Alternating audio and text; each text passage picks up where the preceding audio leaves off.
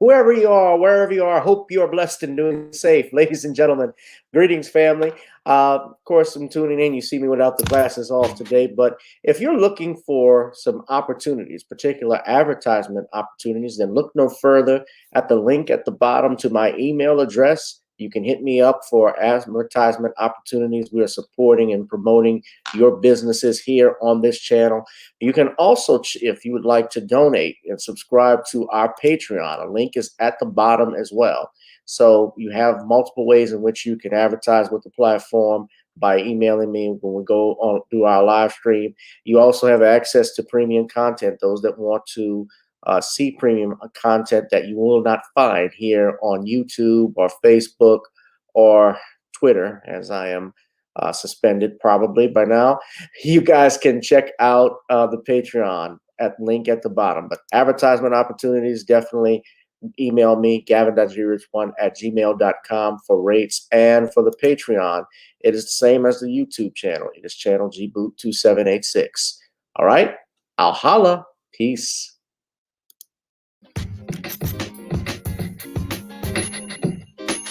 Hi.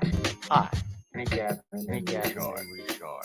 Check out my latest book, The Commonwealth of Pennsylvania versus William H. Cosby Jr. The Destruction of Due Process in America.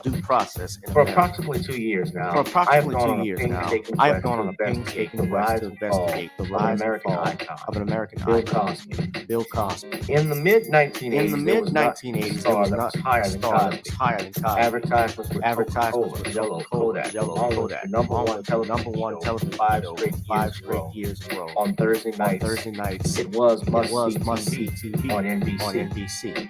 Cosby resurrected the genre of the traditional family sitcom that was once thought dead by television critics. He did this as a black American with an all-black cast and showed mainstream network executives in white America that it was possible to be successful without showing the worst in people. He also demonstrated the power that television had, as it could make younger people dream to be the best that they can be. However, like many celebrity stars, unfortunately, they all come crashing down. Sometimes by their own fault, others not so much. In this book, I attempted to highlight certain things. We go in depth into both of his trials in 2017 and 2018, respectively. What if I told you that these criminal trials were politically motivated by an overzealous district attorney? Will you also be shocked to learn the attacks on Mr. Cosby did not start in 2014, but also in the 90s, not long after his attempted quest to purchase a major network? From where did all of these allegations of sexual misconduct come from? Were the accusers telling the truth?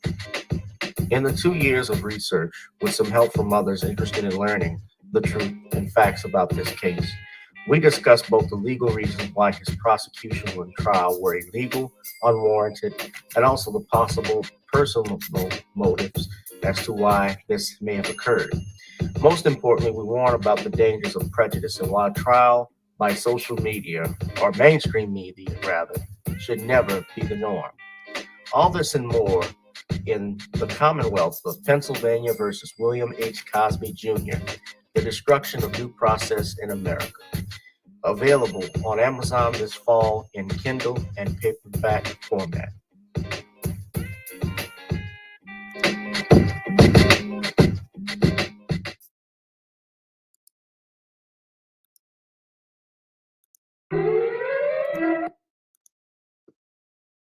The book is The Commonwealth of Pennsylvania versus William H. Cosby Jr., The Destruction of Due Process in the United States, available now on Amazon Kindle and and it'll be in paperback format shortly. But please go ahead and purchase The Commonwealth of Pennsylvania versus William H. Cosby Jr. You can buy it with one click on Amazon, ladies and gentlemen, and that's just a screenshot of what we're going over in the book.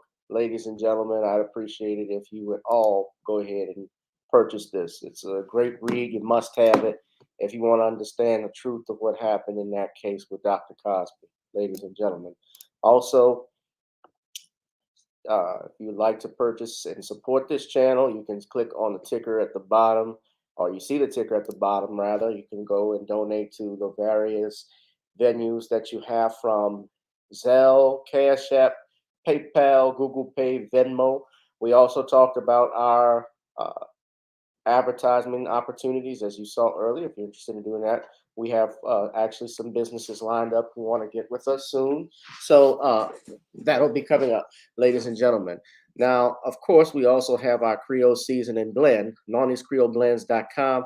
I am in the process right now of actually trying to get Nawnies in stores. However, any support that you can give to me by purchasing some Creole Season and Blends, we mail those out to you. But go to NawniesCreoleBlends.com, ladies and gentlemen. Try it on chicken, meat, or fish. Nawnies goes great with every dish. I don't mean to brag and I don't mean to boast, but Nawnies goes great even with roast. Come on down and get your worky.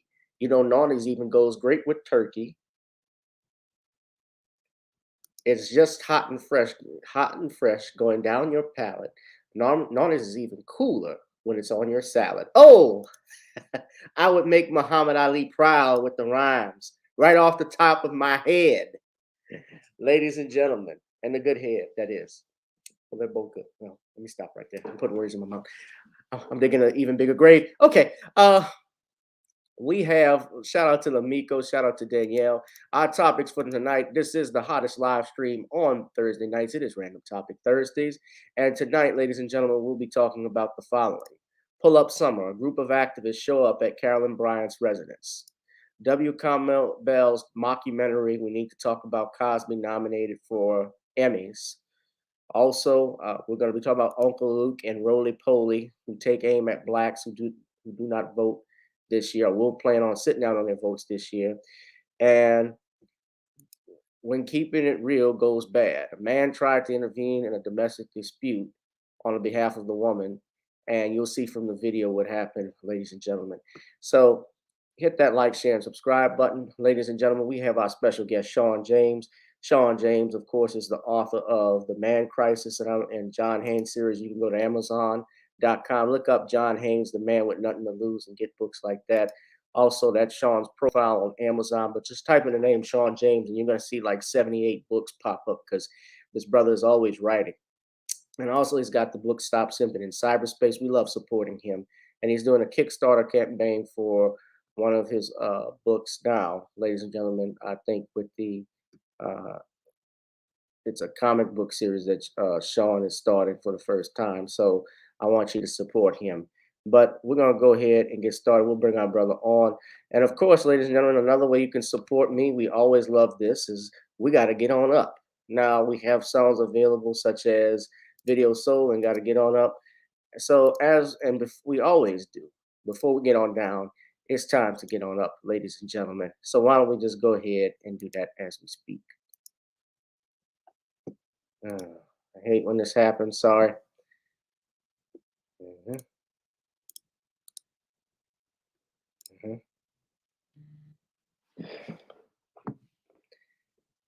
Excuse me.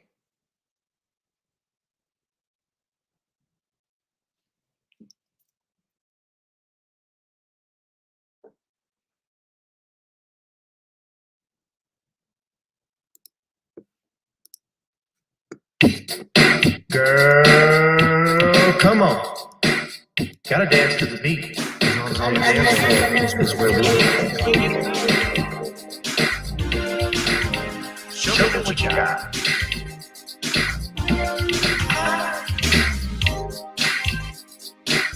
Gotta feel the groove. Feel the groove, get on the floor. Get on up. Right now the party's wasted.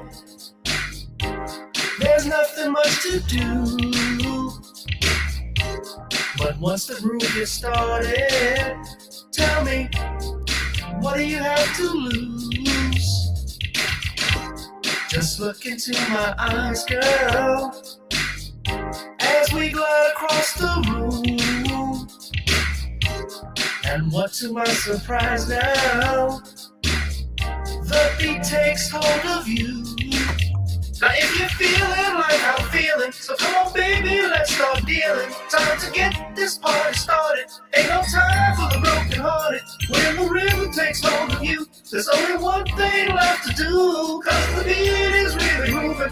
Time to get your body moving. Gotta get on up and move your body.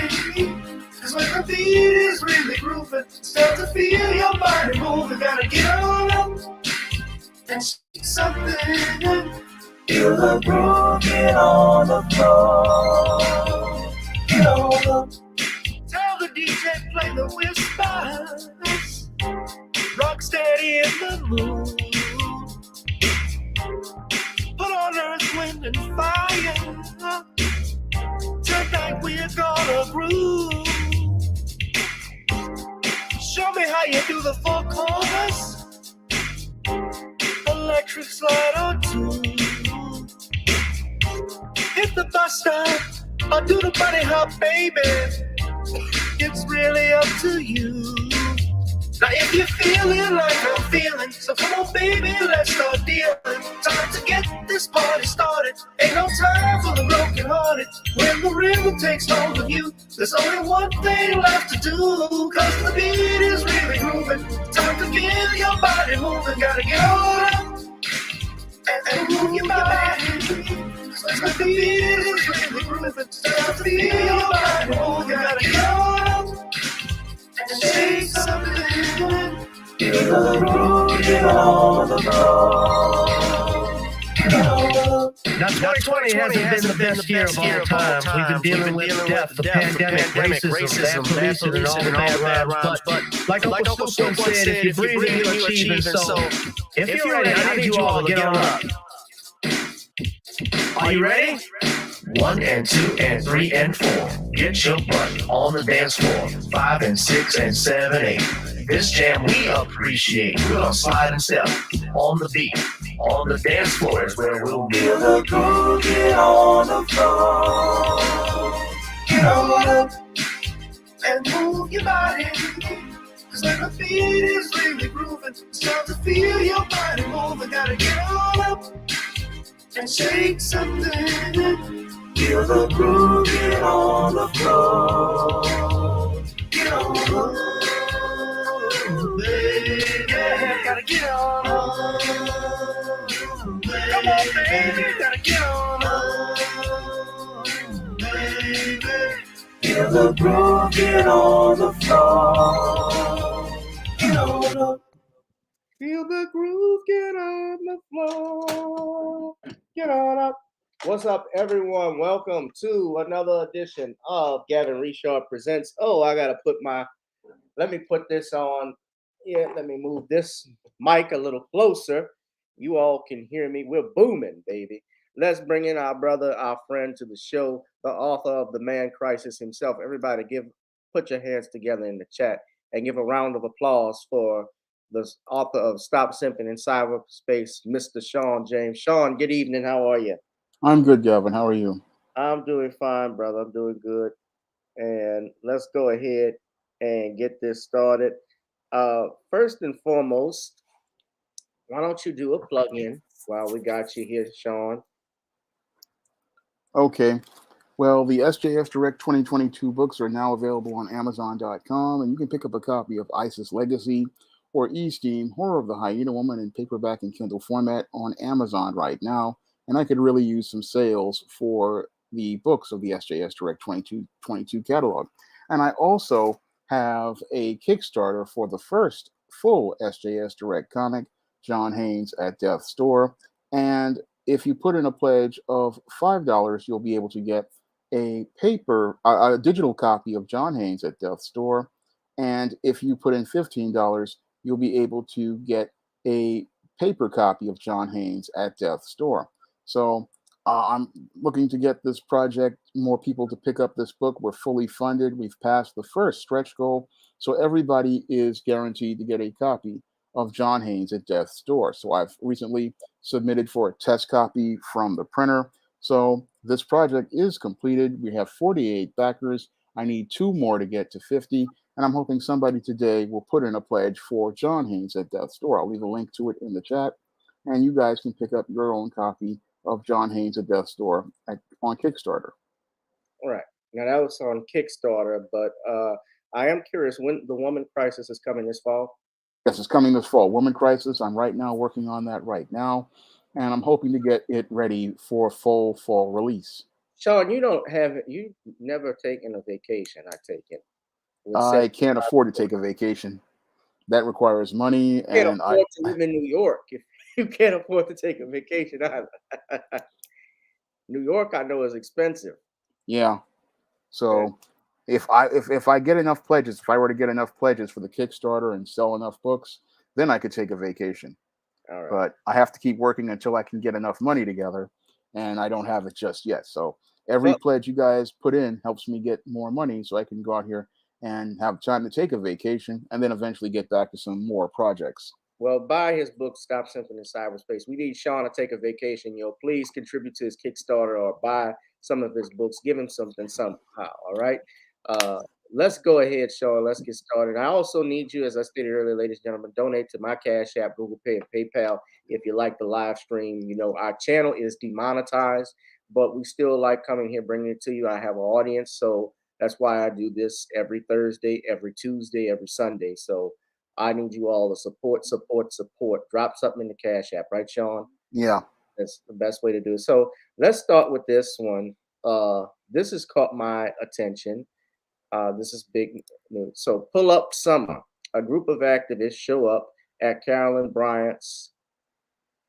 Dunham Bryant's residence. Now, you all know who Carolyn Bryant is. That's the witch that lied on Emmett Till and was apparently even investigated or should have been investigated by the police for playing a role in his kidnapping. If those that don't know what happened with Emmett Till, you may be familiar with Emmett Till and what happened. However, the details of it have come out where, for instance, and this was even in 1955 when Mose Wright, Emmett's uncle, even testified under oath that he heard the voice of a woman he believed who identified Emmett Till. And to be honest, if Carolyn Bryant's husband and his half brother show up to the Till's residence, then they had, or the Wright residence, I should say, then they had to have had her there to pick out the children since there was more than one kid in the house.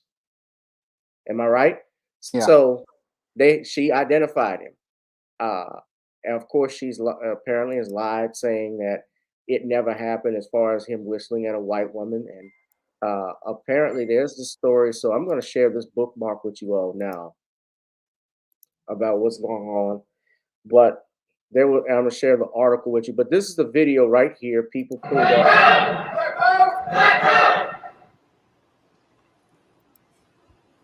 That's the apartment complex that supposedly she lives now. I guess she is. You see the news reporter that's there.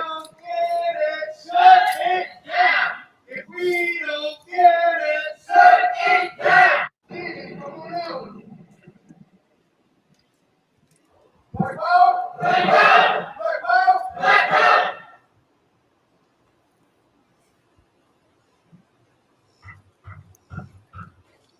They're knocking on the door. If we don't get it, shut it down. If we don't get it, shut it down. All right, I'm gonna stop that, but I'm gonna pull up this article. I want y'all to read. This is from News One. Of course, we don't care necessarily for News One because that's roly police. That's all tied with TV One, and I've seen them post some quite cleanish stuff before. However, I think I would say they're a good source.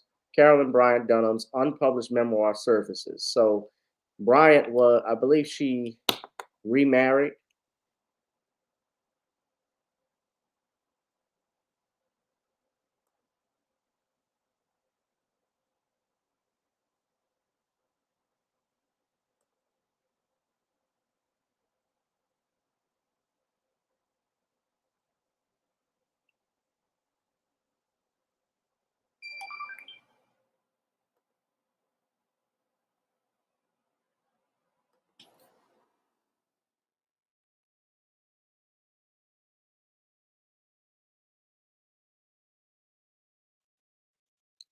Says here, Carolyn Bryant Dunham's unpublished memoir that has just come to light about the abduction and brutal racist murder of Emmett Lewis Till a 14-year-old black boy in 1955, Mississippi. Of course, we know Emmett was from Chicago visiting relatives.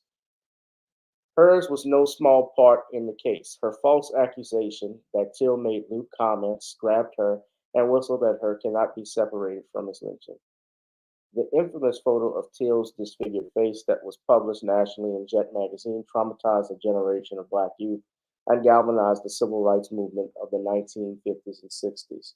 Dunham's version of the events leading up to Till's murder is yet another historical example of how white women and girls were intimately involved in the sickness and bigotry of racial hatred in the 20th century American life.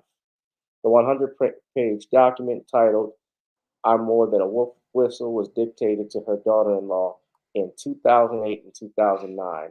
News One obtained a copy through an anonymous source on the condition their identity is not revealed. It represents the first time that Dunham, who is now 88, whose whereabouts are publicly unknown, has spoken openly about the case. She describes a sequence of events in which she is repeatedly victimized by a sexual assault and then over decades by her ex-husband, Roy Bryant, threatening phone calls and letters from unknown sources, by a series of personal losses, and by news media pestering her. But the legal record of Dunham's memoir is a work of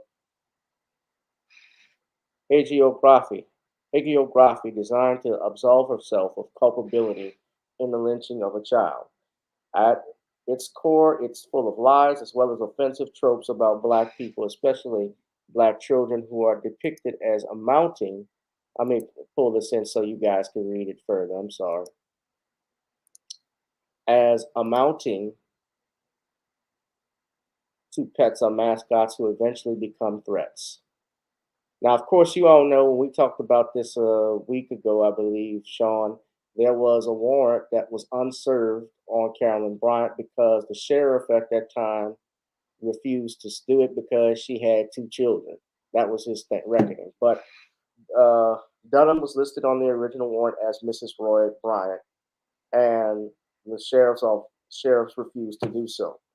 Now, the lead investigator of the FBI on the Till case from 2004 and 2006 and presented to a grand jury in 2007 gave another explanation for why the warrant was not served. We didn't find the warrant because we relied on the sheriff's department, police departments, DA's offices, and courts to search their own records. The retired agent said on a phone call Wednesday, had I known that there were boxes of documents under a courthouse related to the case, we would have taken a team down there to search.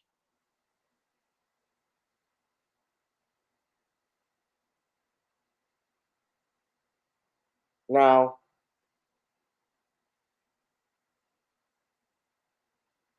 there is a Black district attorney,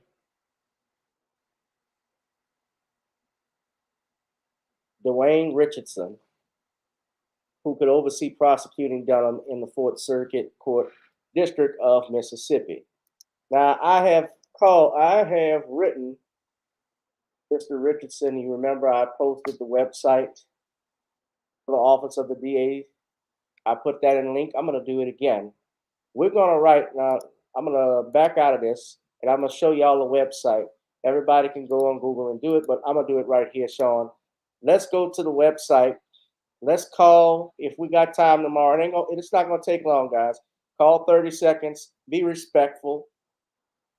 And just tell them that we want Carolyn Bryant Dunham, whatever her name is, whatever. I thought I had it right the first time, but Carolyn Bryant Dunham prosecuted for murder. This is the office of the DA. This is his contact here. He's a public official. Be respectful, of course. We always are respectful, but you can fill out a form here and they will get it and you can submit it. That's another way to do that. I've done that before, right, Shawn? So, yeah.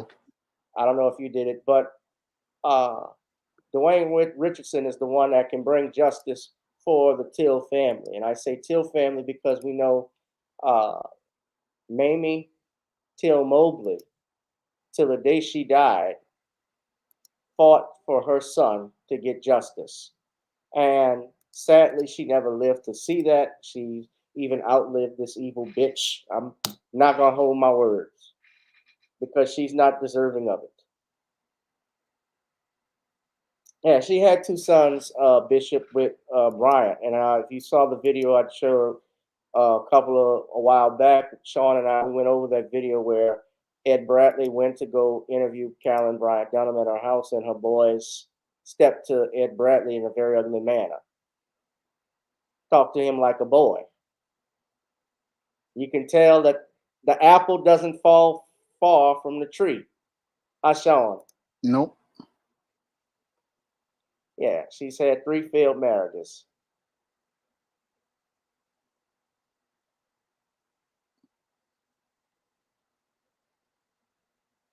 Okay, so they divorced. All right.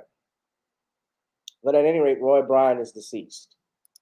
She's the only one that's still alive from this case. Ladies and gentlemen, I put the link in there. So I go back to the article.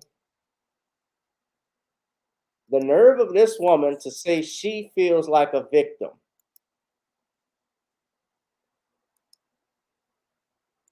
As Samuel L. Jackson would say, bitch, please. Am I wrong or am I right? I have to say you're right. This kid, what did you think was going to happen when you and your husband, brother-in-law showed up that night in the middle of the night when everybody's asleep? What did you think was going to happen to Emmett? And according to the reports, Emmett was very brave. He actually had a change. All they wanted him to do was say, I'm sorry or whatever. I told them to go fuck themselves. I don't know if he said those exact words, but till the time they pulled the trigger, he was steadfast. He was actually had more balls than some of your congressional Black Caucus leaders to stand up to 2 white supremacists facing death.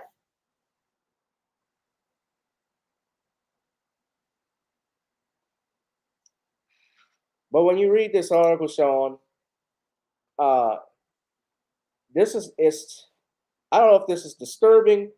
Disturbing is an understatement. I'm not disturbed by it because it's what I expect. We see this from even today with these Karens all the time, right? They Yeah. will make themselves out to be the victim of something when they're the ones following the black man in the store or following him to their house. They falsely lie on them about touching them or whatever, like we saw what happened up in New York. Remember the kid who walked past that ugly ass flat booty white woman who said he grabbed her ass, and when you looked at the photograph, the video, all that happened was his book sack passed by him. Now I didn't go too hard with him because the mom was talking about that forgiveness crap, but this is dangerous stuff.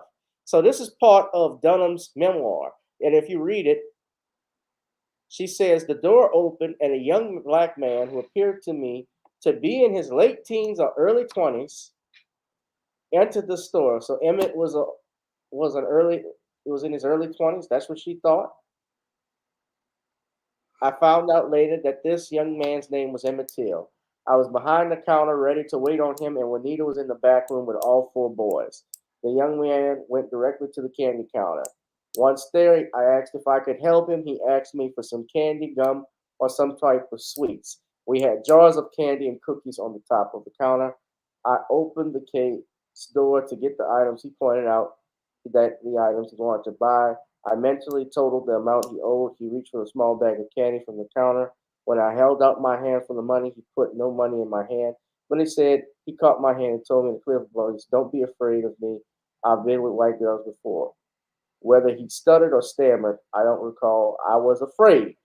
His grip was so strong as he held my hand from across the counter.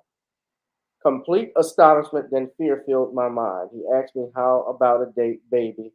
My mind raced. I feared, though, Is this a misspelling? I feared, though, thought he was going to molest me or worse. I was afraid for myself and my babies. My babies were in the back room. He then grinned at me as I jerked my hand free from his and dashed towards the main counter to get Roy's pistol. While I reached the open space between the counters, the young man Emmett was there. He had slipped through and caught me with both of his hands on my hip. He was saying to me, "What's the matter, baby? Can't you take it?" I've been I became even more frightened as he was much larger and taller. Oh, fuck.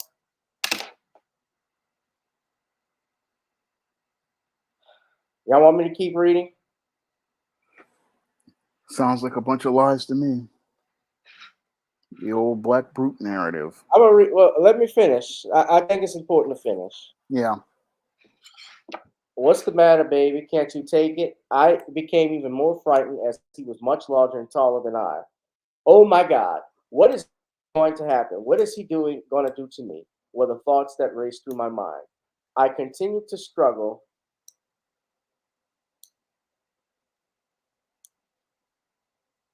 to get free from his grasp. As I was struggling, he said, You need to be afraid of me. I fucked white women before."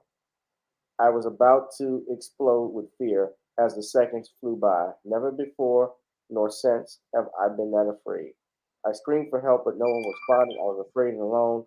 Didn't she just say that there was somebody in the back with the kids? Someone named Juanita was working with her in the store. I was shaking all over because nothing like this had ever happened before. I'd always felt safe in the store, but now I was afraid.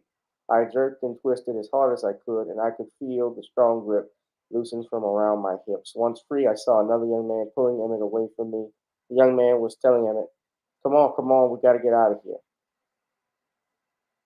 Killinger wrote Killinger is the FBI agent. He wrote, "The words out of her mouth and the words in her manuscript are direct evidence. They are an admission that a person has made about a boy who ended up dead when she knew he would be harmed," Killinger said in a phone call on Monday. Keith Beauchamp, a filmmaker from New York, whose research and documentary The Untold Story of Emmett Till prompted the Department of Justice to reopen the case in 2004, believes the memoir is damning evidence. "I'm totally disturbed and outraged by what I've read," Beauchamp said in a phone interview on Wednesday. This so-called memoir gives further proof of Carolyn Bryant's culpability in the kidnapping and murder Till. She was afforded the opportunity to evade justice for 67 years, and now, in her own words, she gives her own narrative to this dark chapter in American history, where the perfect ending to this grave injustice should be justice. Dunham was in her early 70s when she pulled up a chair and sipped coffee while dictating her memories to her daughter-in-law, Marcia. "These are my words and my story," she writes. "Those terrible days scarred me, and it was hard to heal."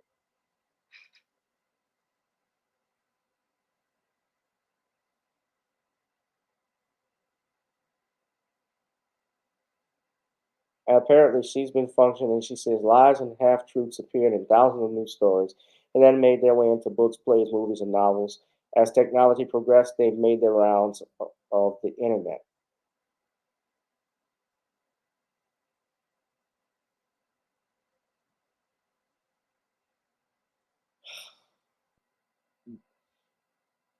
That's her right there. Looks just like a demon. And we see the rest of these devils back there. We know what they were thinking, huh? Yeah. So go ahead, Shawn, and Well, I have to say that these activists showing up is the right thing to do, because the more attention you focus on this case, the more you can get justice that was not served as related to the murder of Emmett Till. yeah, Now, they had a warrant for this woman's arrest, but your white supremacists didn't go out here and serve that warrant because they were white and they say so. And that's the main reason why your Carolyn Bryant Donham has gotten a pass for over 50 years because white males always go out of their way to protect ratchet white females like this. And as I see it, this woman is reaping what she sowed in her later age and her older years because she did great evil in her youth.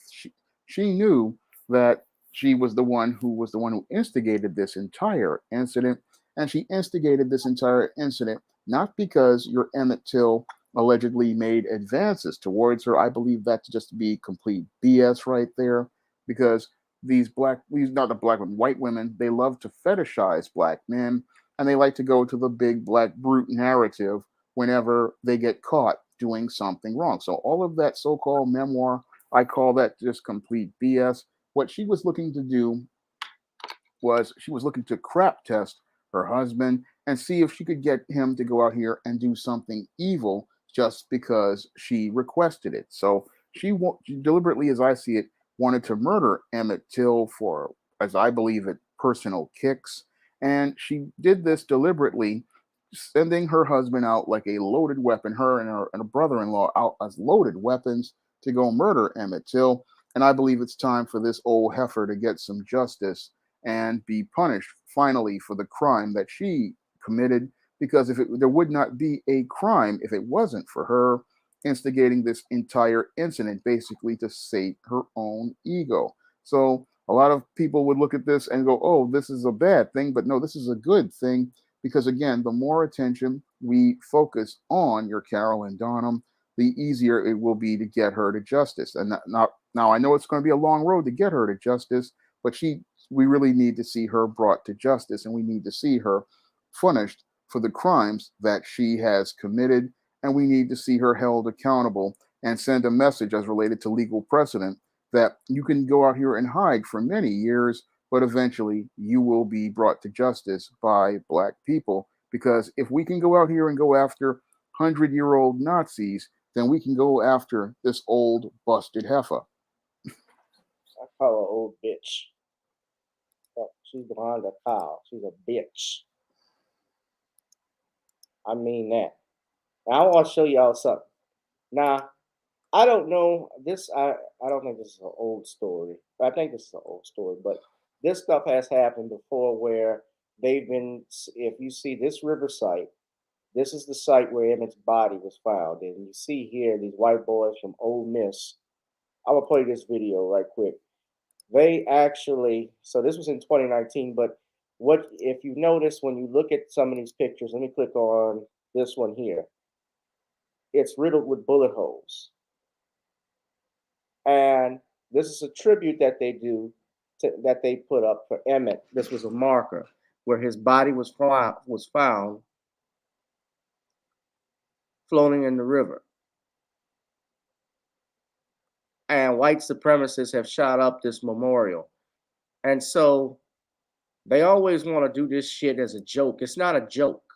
When they show up with rifles like you saw there with AR-15s and shotguns, yeah, they're sending a message. They're not joking. They mean that. This is not a joke. The picture is controversial. 3 smiling University of Mississippi students, 2 with guns, posing in front of a memorial to slain civil rights icon Emmett Till. The sign riddled with bullets. It's not clear if the students vandalized it, but for many, it's dredging up memories of a painful past. Emmett Till was 14 when he was brutally murdered by a group of white men more than 60 years ago in Mississippi.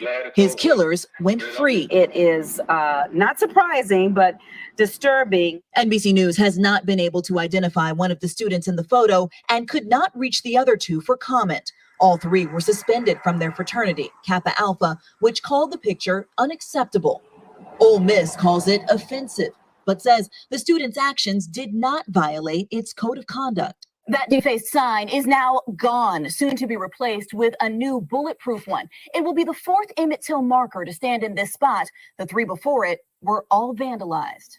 State Senator David Jordan was in court for Emmett Till's murder trial. What is your message to people who would deface markers like this? Stop it. Just stop it. We're better than that. From a controversial picture, an important conversation. Blaine Alexander, NBC News, Oxford, Mississippi. Hey, NBC News fans, thanks for checking out our YouTube channel. Subscribe by clicking on that button down.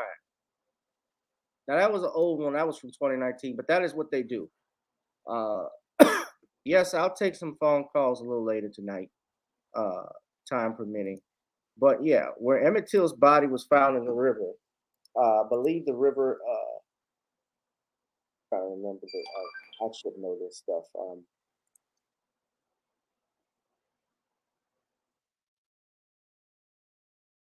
It's the Tallahatchie River, and they erected a bulletproof sign because, as you saw, it kept getting riddled with bullets. They kept shooting at it, vandalizing it. The grocery store where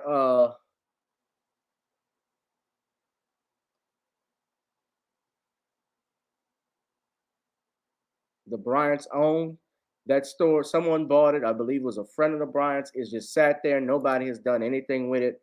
Yeah, the Ford sign. Y'all saw the marker where the Bryant store is. This is one marker, the Great Ball Landing, where they say Emmett Till's body may have been removed from the river at this site, cleared by enslaved persons in 1840. Garibaldi began as a prominent establishment landing. Steamboat landing, I'm sorry. The handwriting is small. But you see, look at it. This is what these devils do.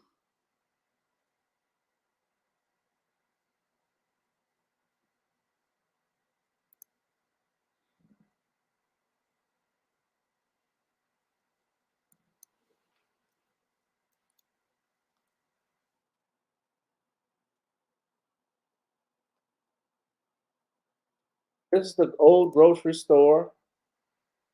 This is what it looks like now.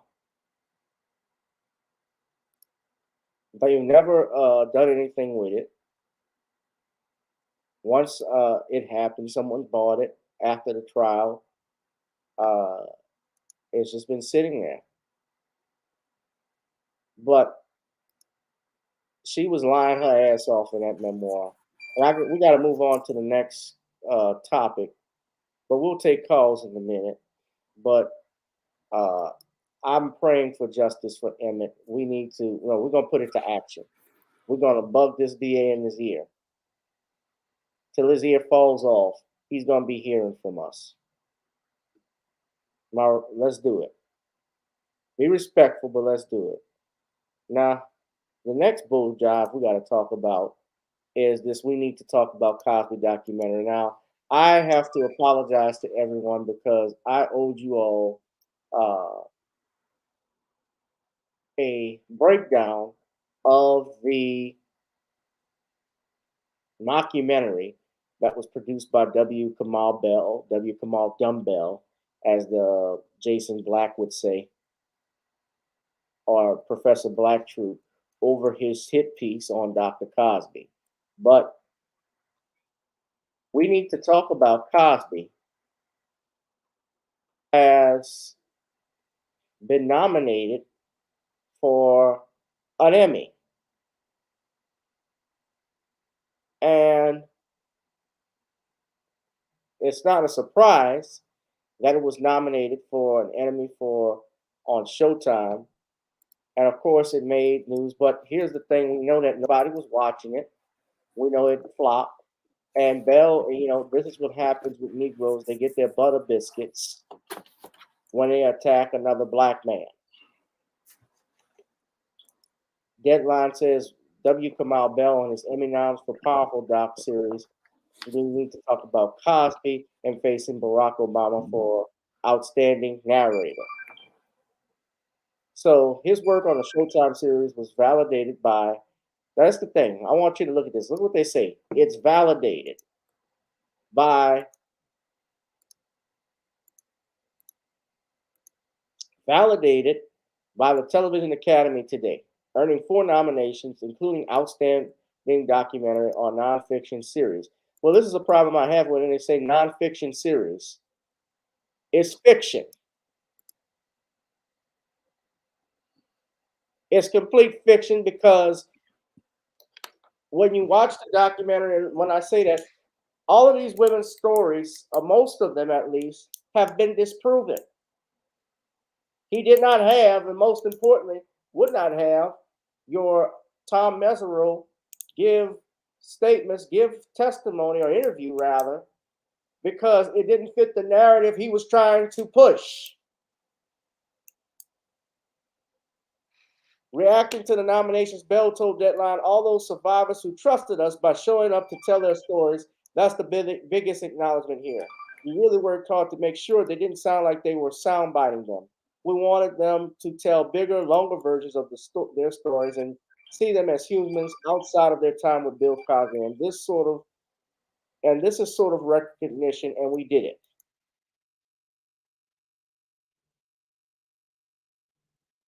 Well, I got a question for you, Mr. Bell.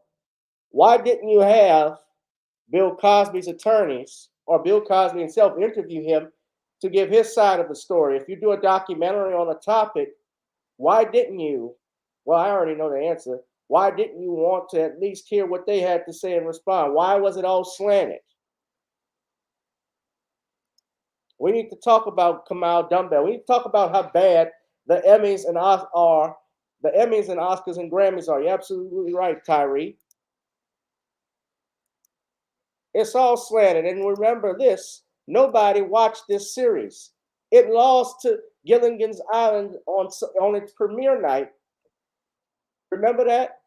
Yep. I posted this. Let's look at it. I saved this baby.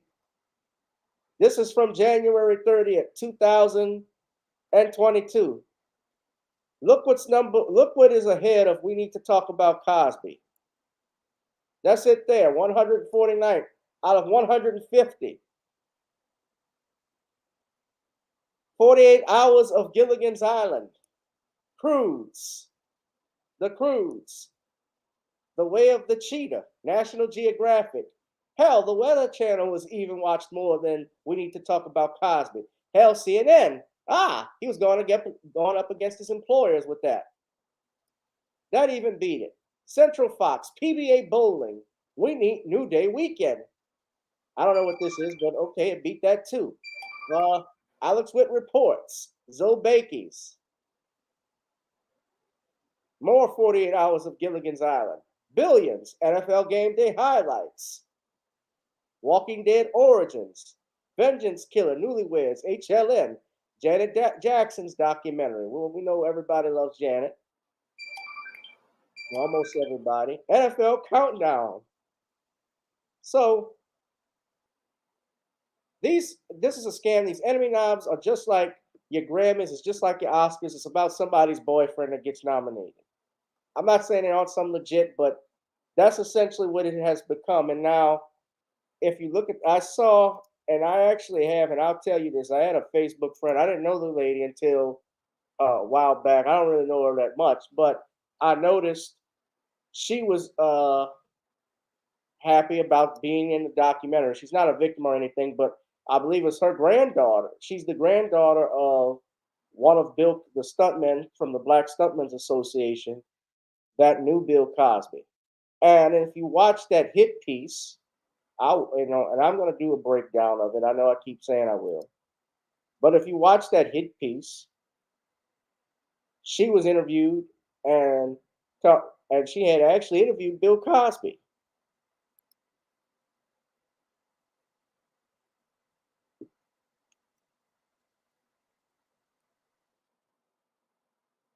So it's been nominated for Outstanding Directing for a Documentary, Outstanding Narrator, Outstanding Documentary or Nonfiction Series,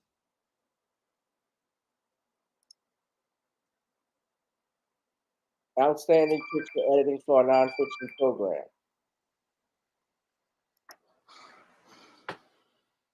You take over, Shawn.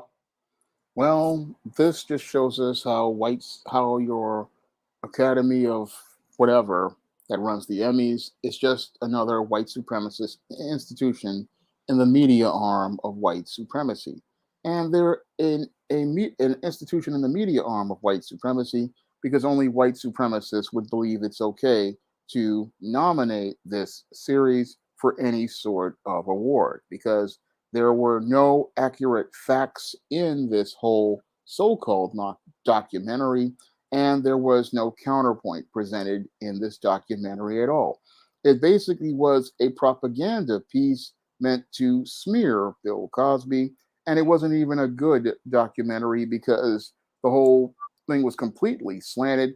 And what's even worse is nobody even watched this show. So basically, they gave this W. Kamau Dumbbell a Emmy basically because they nomination just because they wanted to, and that really just shows again how racist your Hollywood is. This is another case of I'm white and I say so, and since this bootlick is saying what I want to say, I'm going to go and try to give him an award to try to put some merit on a documentary that has been proven to be false, failed in the ratings, and just shows us how there's somebody in Hollywood who has an obsession with Bill Cosby, an obsession with maligning his name, and that obsession runs so deep that they would even tarnish the reputation of your Emmys with this whole nomination, and just and take away any sort of credibility that this reward didn't that was starting to lose. Now, this award has been tarnished over the years. Most people don't see the Emmys as having any sort of credibility anymore,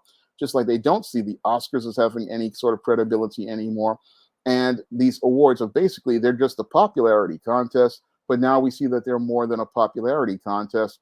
They're a white supremacist idol that is used to promote their whole ideas and ideals of white supremacy. And you receive a nomination for this award all because you go out here and parrot the narratives that white supremacists want to hear. So that's what this Emmy nomination of W. Kamau Bell's We Need to Talk About Cosby does. It shatters the credibility of your Academy of Television that the Emmys have, and it also shatters the credibility of the Emmy Award, because we see that this award is no longer given for merit as related to quality product, as related to a so-called documentary, because We Need to Talk About Cosby wasn't a quality documentary. It was slanted. It had no counterpoint from Bill Cosby or any member of his team. No, this whole documentary was one big piece of white supremacist anti-black propaganda designed to slander the name of Bill Cosby. And it was just something that just, again, shows us how your Hollywood leftists really don't support black people. Because if your Hollywood leftists supported black people, they would have never nominated this piece of garbage calling itself a documentary, because it does not meet the standards of a documentary. It's not a piece of quality content. And with it doing so poorly in the ratings, it's not even something anybody who thinks about merit would consider.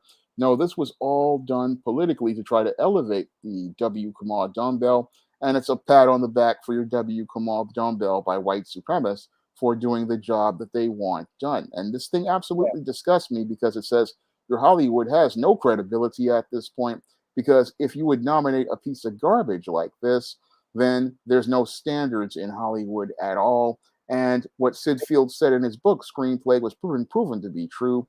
It's a popularity contest, these awards, and basically they've gone beyond being a popularity contest. It's just another institution of white supremacy. And right now they're rewarding W. Kamau Bell because they're white and they say so. Yeah, well, the thing is this.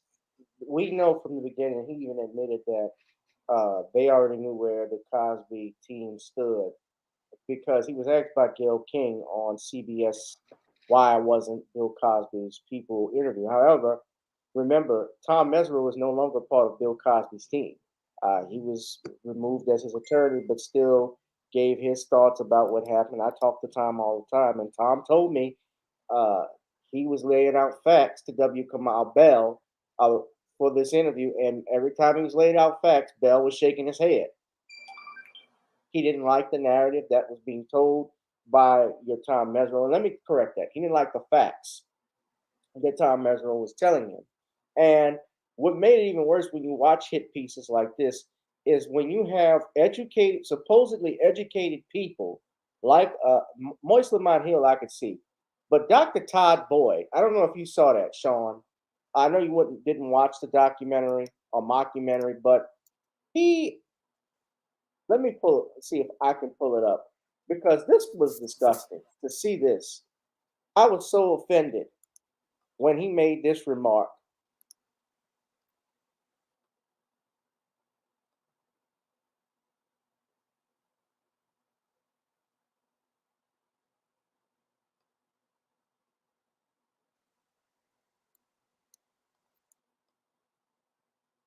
But he essentially,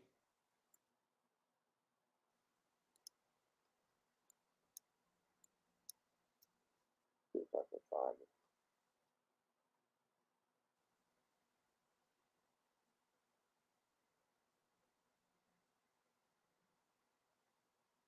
But yeah, what happened is Todd Boyd made remarks about Dr. Cosby's uh, doctorates and how Bill Cosby's doctorate. He made a remark about how it's the lowest. I can't find the actual video. It was trending, but he called it his. Bill Cosby has a degree in education, right? And he has a doctorate. And your Todd Boyd made the remark, well, that's actually the lowest doctorate you could have, the EDD, Doctor of Education. That's actually the lowest one. It's something like that. Like it means nothing. Earned it. Let me say this. I have a right? Yeah. A JD is the lowest doctorate you could get off. But I'm still an attorney because I earned my degree. And on top of that, I passed the bar when they didn't expect but 3 people to pass the Louisiana State, 3 blacks to pass, males, pass Louisiana State bar exam. And I found it insulting that a man, especially who writes on Black history, who would sit down for this heat, would say some bullshit like this. I was from USC, I was so disgusted with these Negroes. His nickname is Notorious PhD. They always interview, Kamau. They interview him and he'll talk about Black issues. But for him to actually make that remark about the EDD, call it the lowest one you could get, like it meant nothing. I was insulted.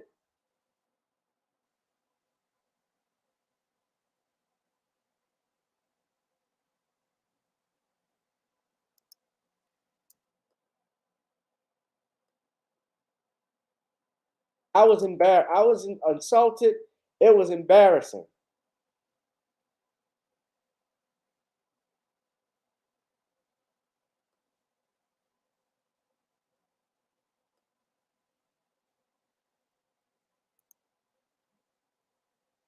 Go ahead, Shawn, if you want to wrap it up. Well, I don't really have much to say about the things with your W. Kamau Dumbbell. I mean, this guy is as I see it, he's garbage. He's an opportunist, and the guy you talked about, that's another bootlick. A lot of these bootlicks, they want to minimize the degree of somebody else because that's something I've run into myself with my own degree. And I run into these black people. What they want to do is minimize you so they can elevate themselves. It's a sign that this person is extremely insecure, and there's a lot of guys out there, they clout chase thinking that, oh, if I go out here and minimize this degree, I can make myself appear better, not understanding that the white supremacist who has you minimizing Bill Cosby doesn't see you in any positive light either. In fact, they both see you as a word I can't use on the air. And that's something that these bootlicks don't really understand until they wind up in the same hot seat that Mr. Cosby wound up in. Then they want to go out here looking for help, and then they wind up with no help at all because they didn't stand for a man like Bill Cosby, and then there's nobody there to stand for them. Yeah, well, I can just tell you flat out, the guy you don't even know who Todd Boyd is. No. Okay, so here it is right here. This is the video. Let me share it with you.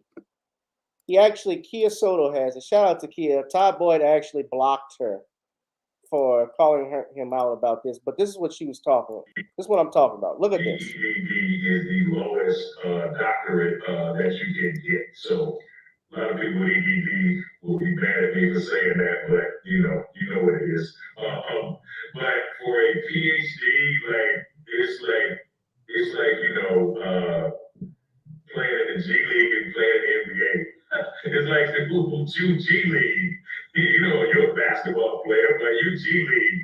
But he was certainly selling himself as Dr. Cosby. 2 out of 2 doctors recommend Coca-Cola, a big bold taste.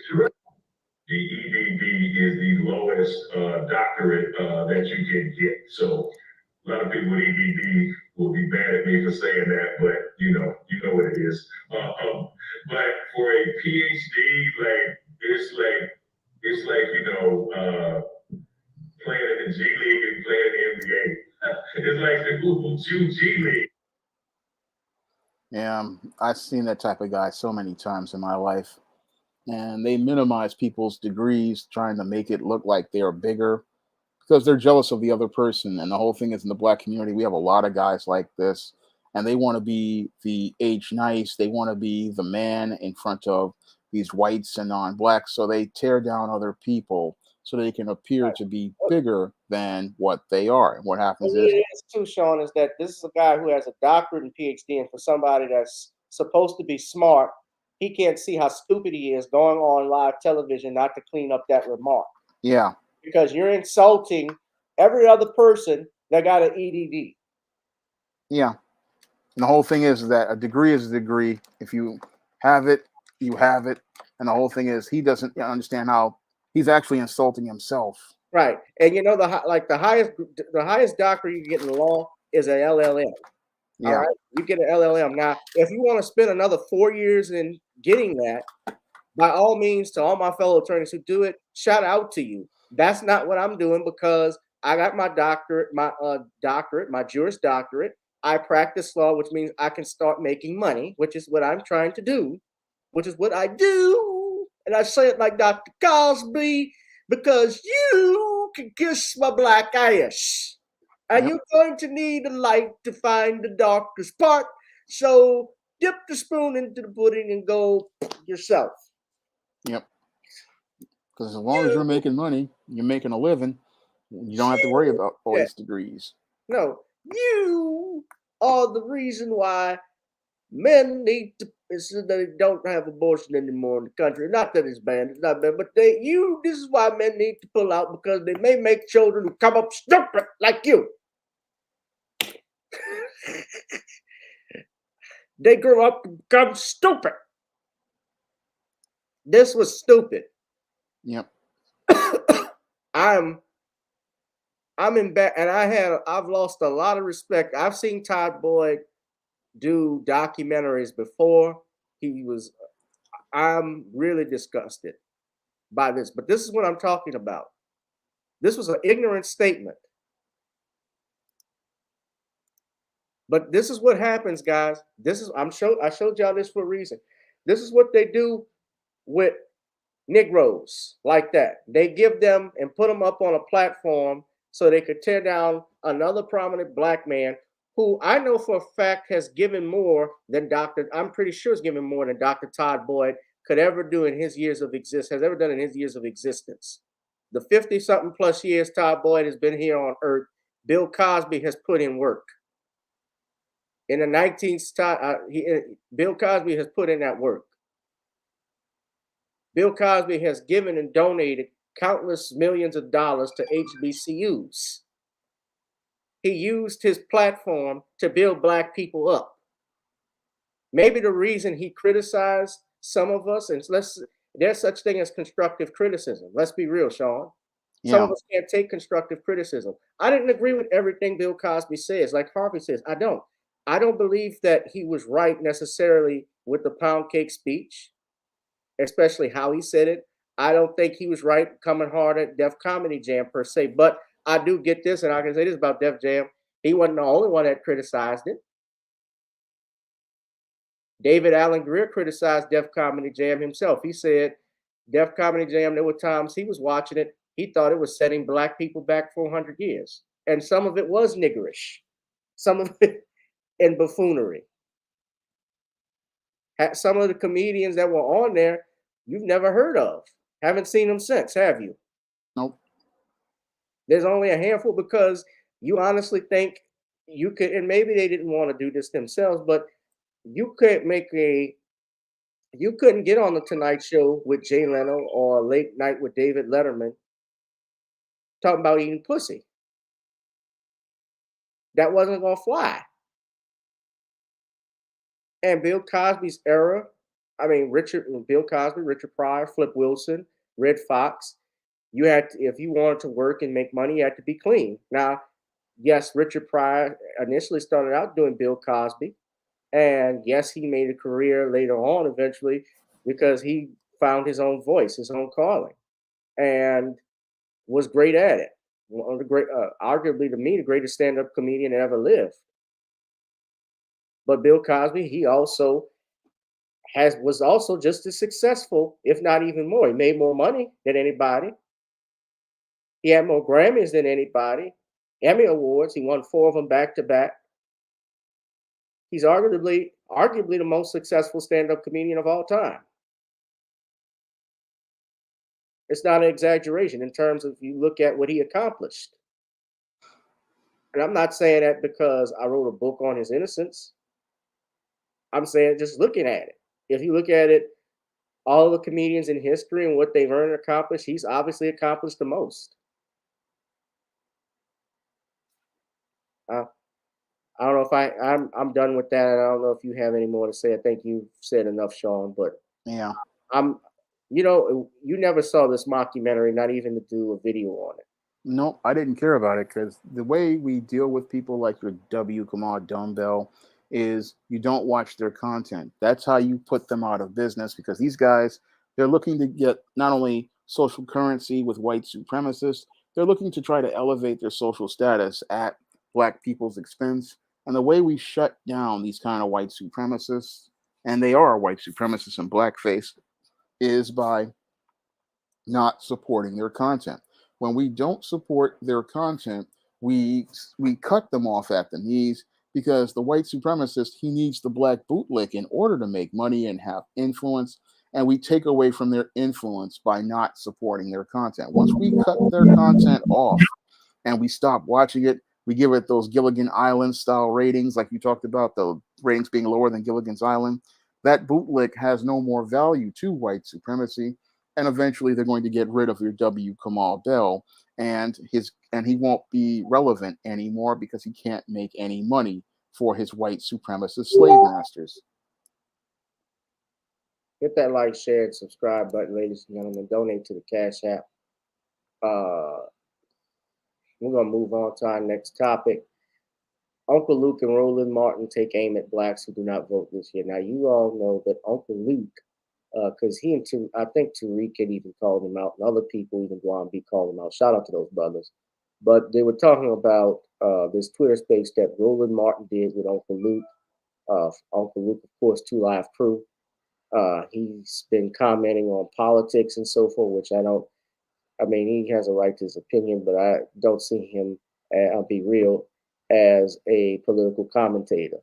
But he had a Twitter space, and I guess it's good to discuss issues like that. I'll give him credit for that. But I want y'all to listen very closely to what was said here on his Twitter space. So a lot of people checked Uncle Luke for saying, and Roland for this.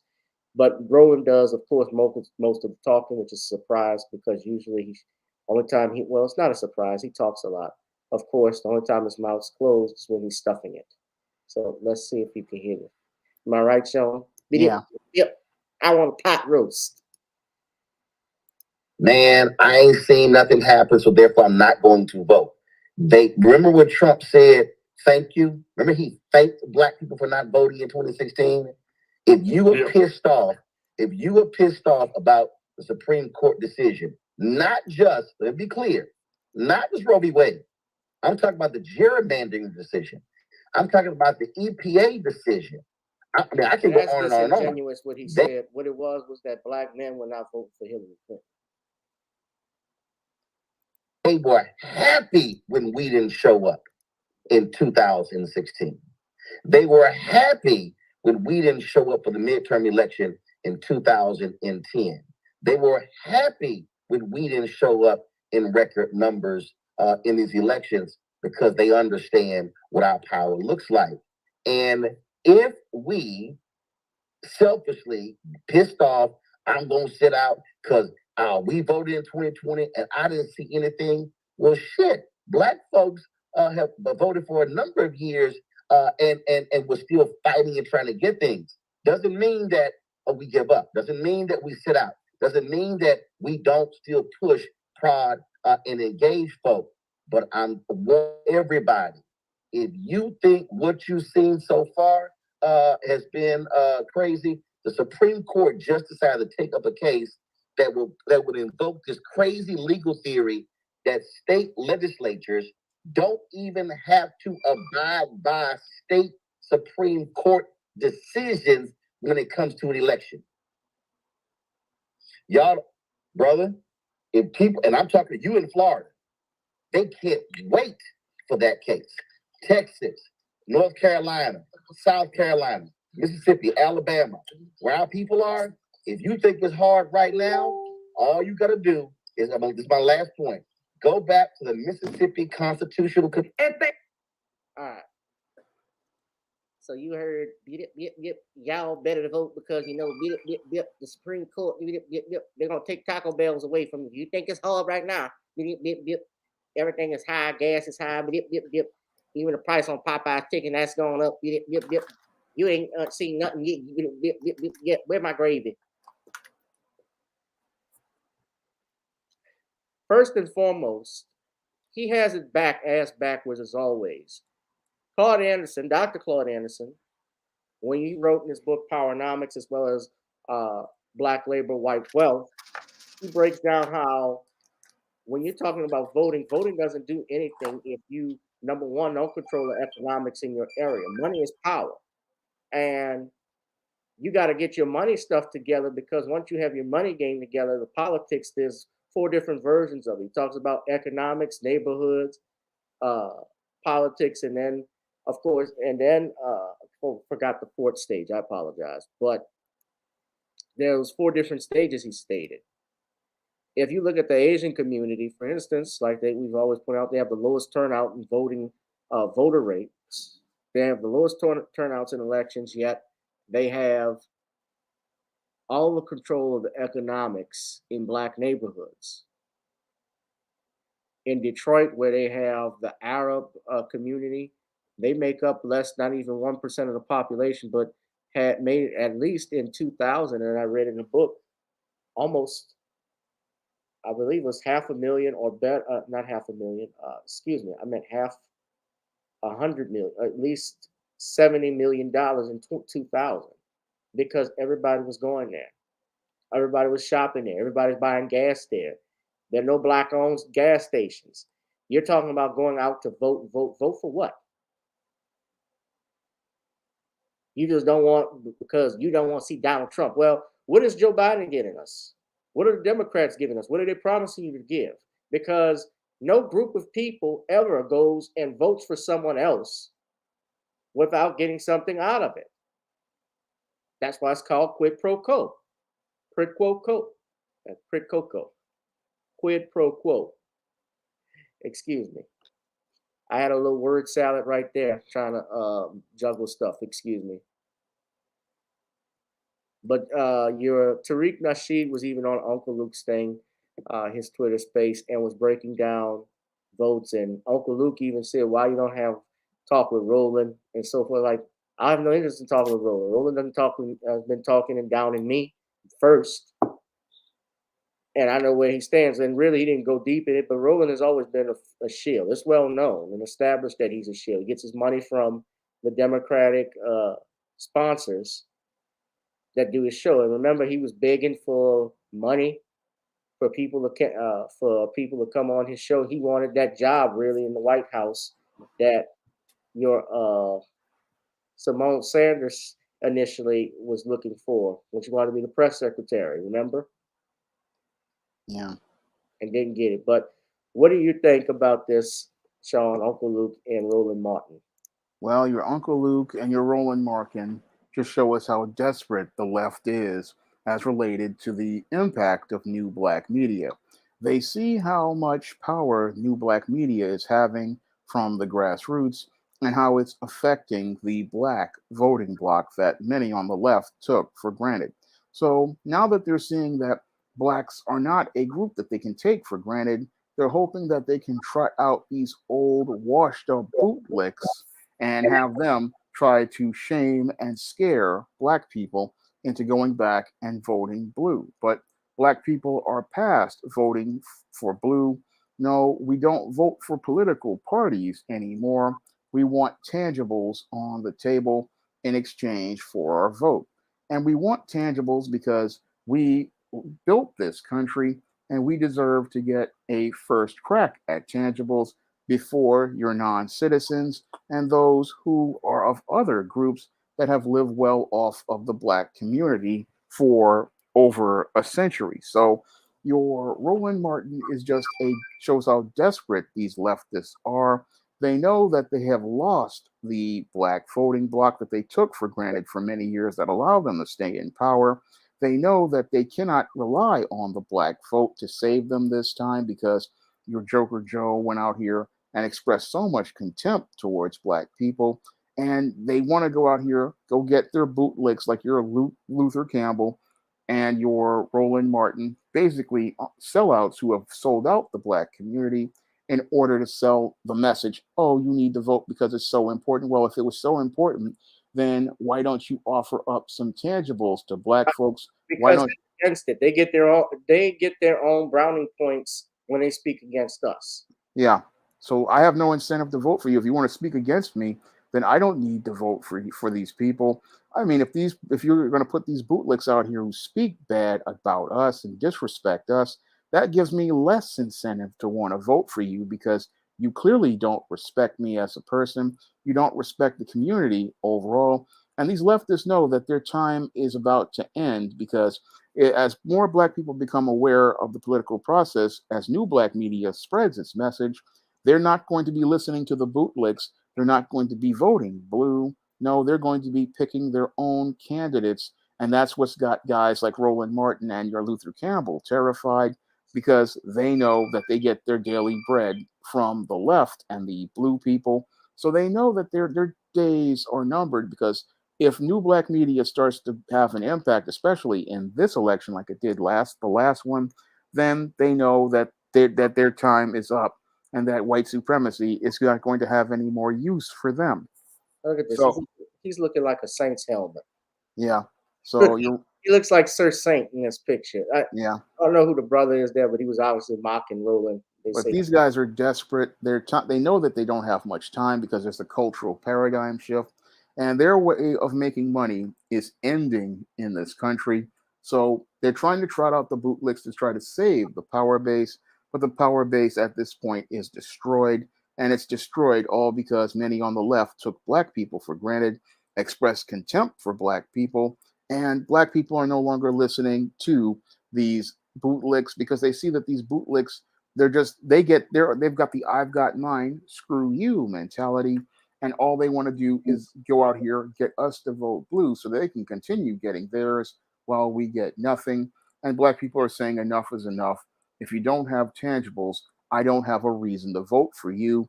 And I have every right to stay home because that's my right as an American citizen.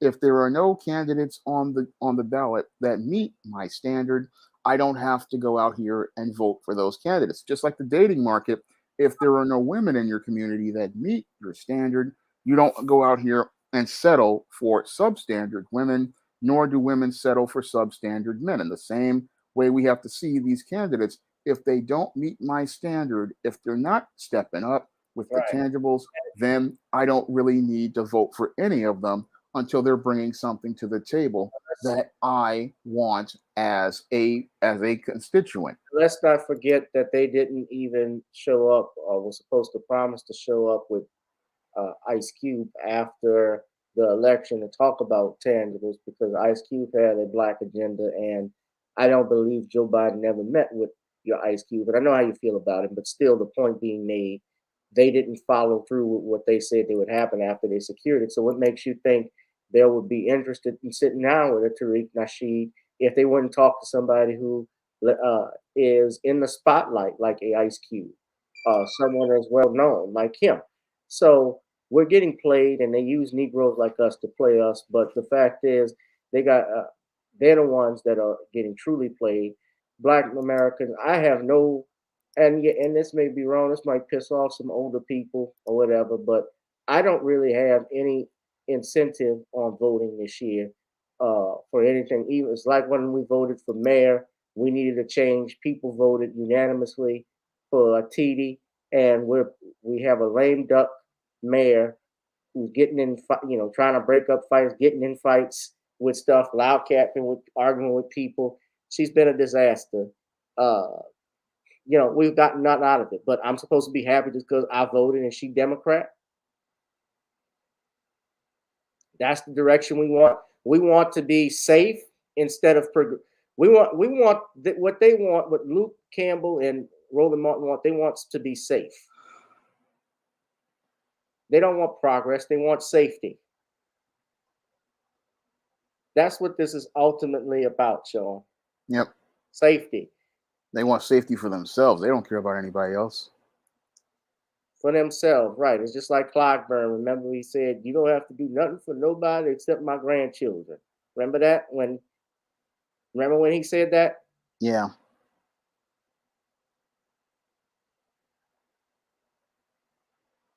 Yeah. And shout out to Tariq, because they got this commercial from Nigeria. This is just awful.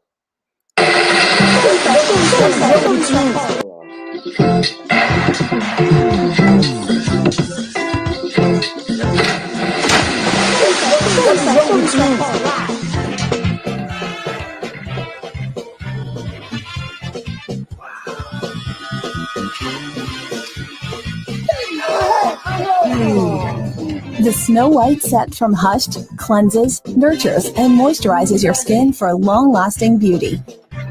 Hushed, let your skin do the talking.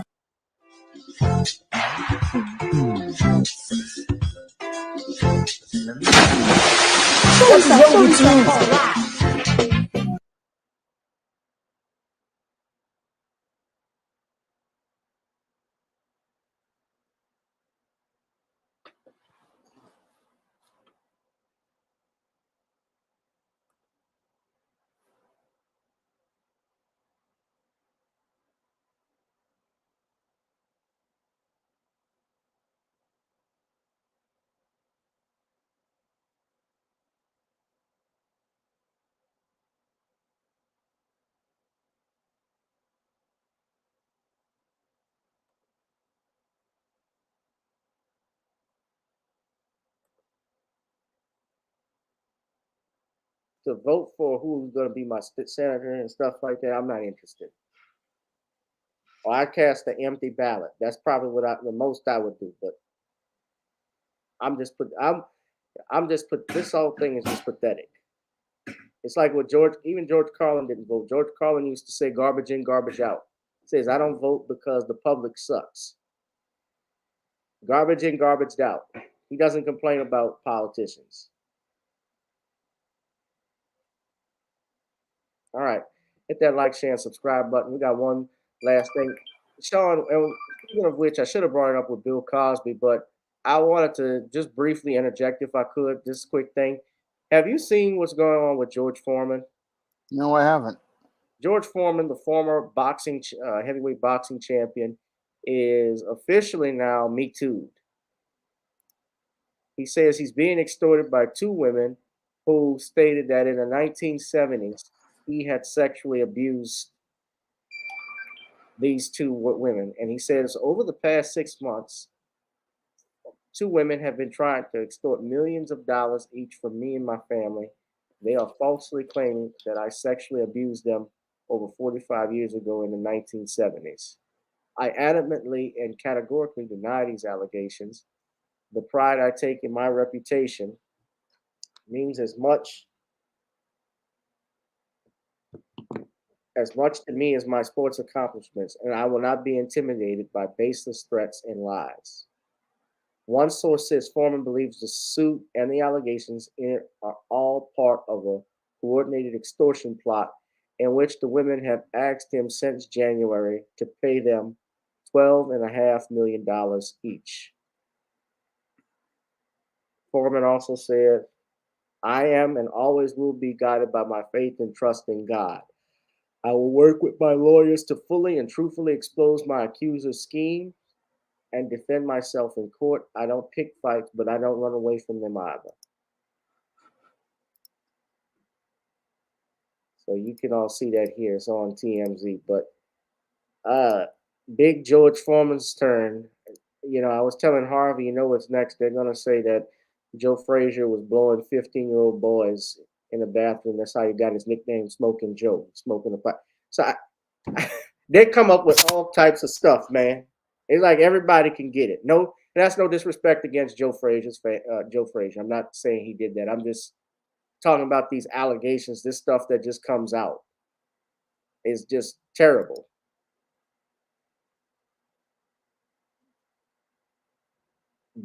Did you want to have a word on it, Shawn? Well, this sounds like another attempt to push another brute of the month. Now, these allegations sound absolutely ridiculous as I see it, because if your George Foreman participated in this crime, this woman would have filed these two women would have filed police reports years ago.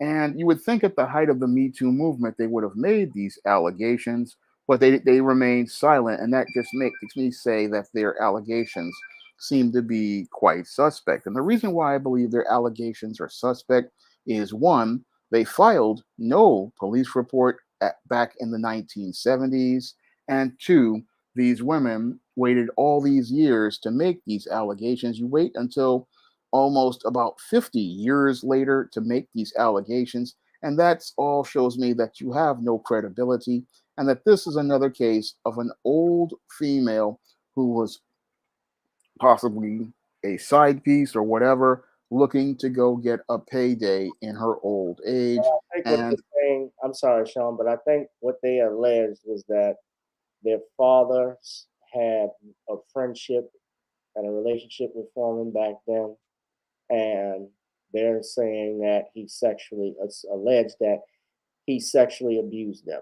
And if he did this, why didn't he go to the police? Again, if this was the case, if this man did this to you, you would go to the police back in the 70s.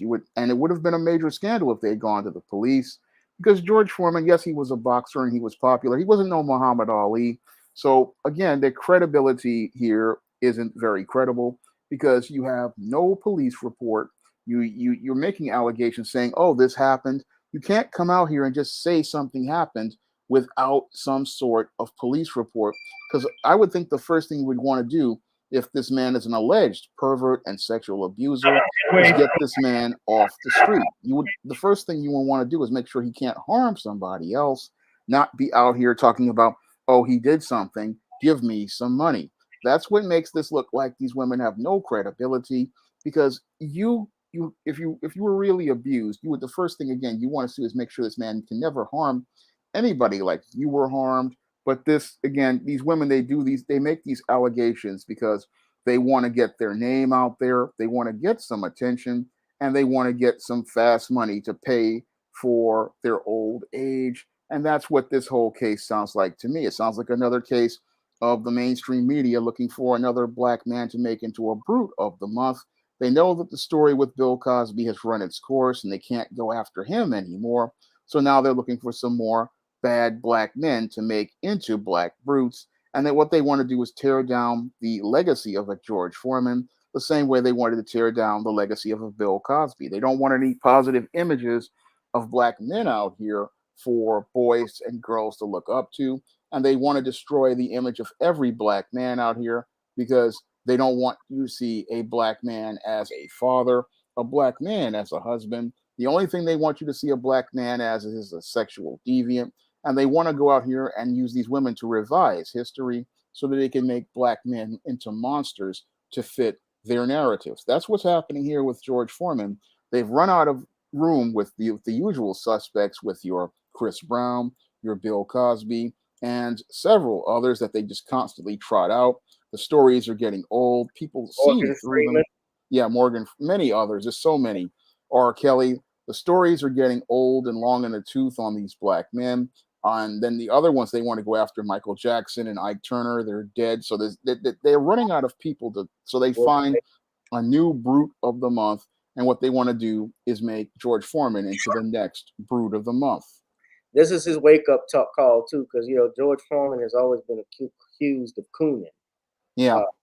Especially back when he fought Ali, and when he went to Zaire, he arrived on a plane with the German Shepherd, which was used by the Belgian police against the people in the Dominican Republic of Congo, as well as his stance during the 1960s when a lot of the athletes were protesting and he was waving the American flag. A lot of the black athletes didn't like that either.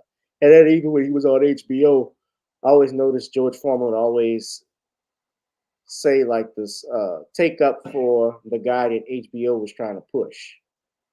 There was always an athlete, a boxer that they were pushing. You know how they do that in sports? Yeah, I could tell he would do that a lot. They're gonna bring Cosby back up when he passes away, like Kobe did. Yeah. So I wonder who's next. They can't really come after him. Even though he's dead, they couldn't come after Ali because they already went after Ali with the government. So that's washed up if they did that. So they got to come up with somebody. It might be Deion Sanders. Yeah. It might be. They've got a list of them they're trying to go after. It might be Deion Sanders. It might be. It's another basketball player. They got Chris Brown. Yeah. Could be Uncle Luke. That's what the bootlegs don't understand. Took me so horny. They had a whole different meaning. Someone said Shaq. Shaq has never gotten a wake-up call yet. Huh.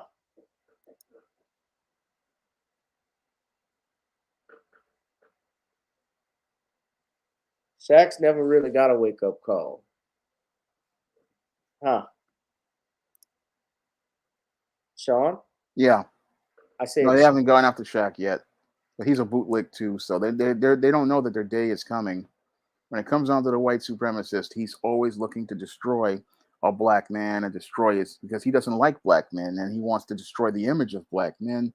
And you can think you can go in with white supremacy, but eventually they are going to turn on you. Personally, I feel like they will go after. They gotta go after Shaq because I want to make more money. We need to get Shaq off the air, Ernie. They need to get that. Shake Shaq. Kareem, they could go after Kareem, yeah, but Kareem on his whole age now. Kareem in his old age. I don't know if they do that, but Shaq I think would be next. But eat Subway, everybody. It's Charles Barkley. So we're gonna take some calls. Call in at 504-656-6760.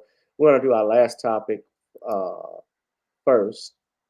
My last topic, I want to just talk about Shawn, and I'll be brief with it, but this is when keeping it real goes wrong. So someone, this man, I guess trying to be a good Samaritan, tried to intervene in a domestic dispute on behalf of a woman, and she ended up driving off with the man who shot him because despite his attempts to be a knight in shining armor, sadly, he was killed.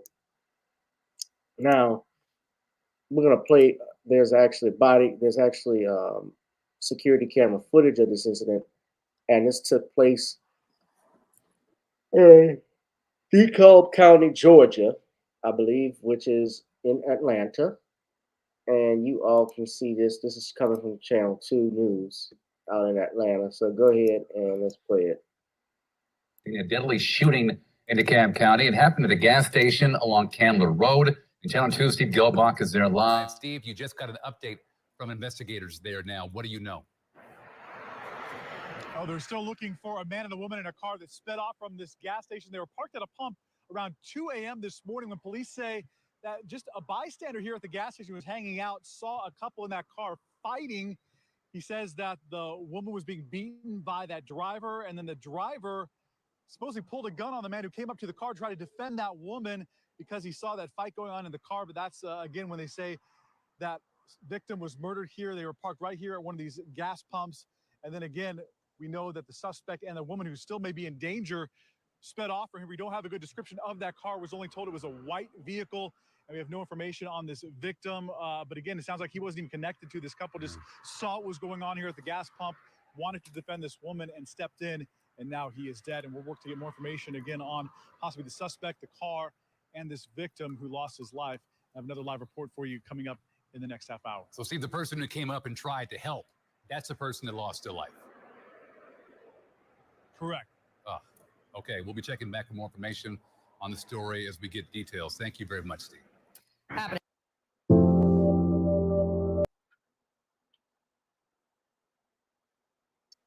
This is security camera footage from the incident you all could take a look at.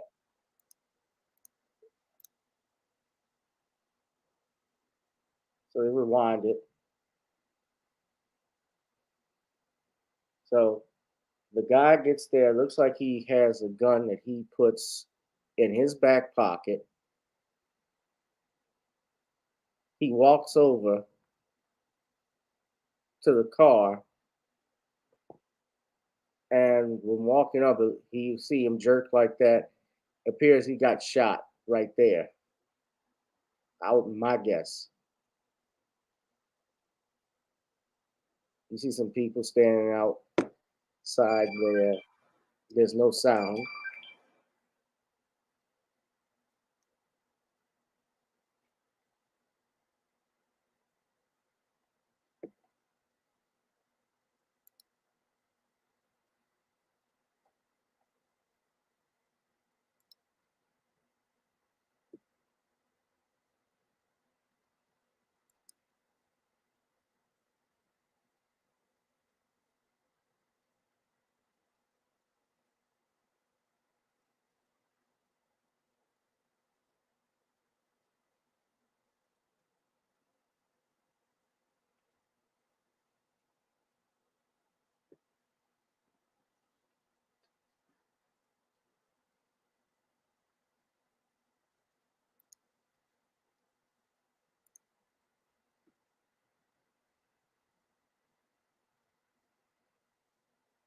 So you see him, he just came over there, right? Yeah.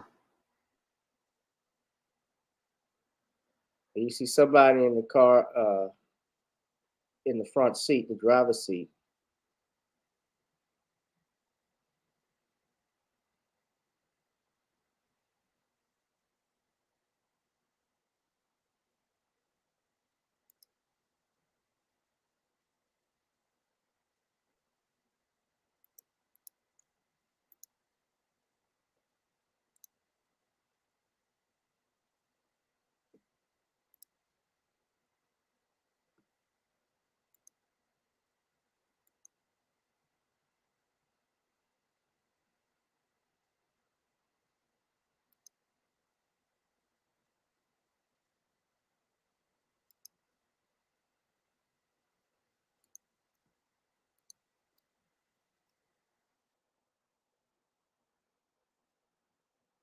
Oh, man.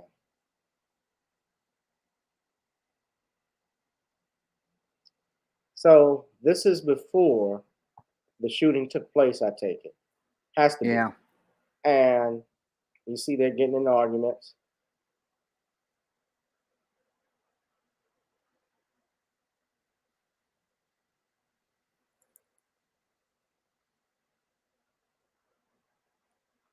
Why motherfuckers don't pull their pants up? You know, if you're in a shootout with somebody, your shit falls down, your pants fall off on your ankles, you're gonna fall down, and then they're gonna catch up with you.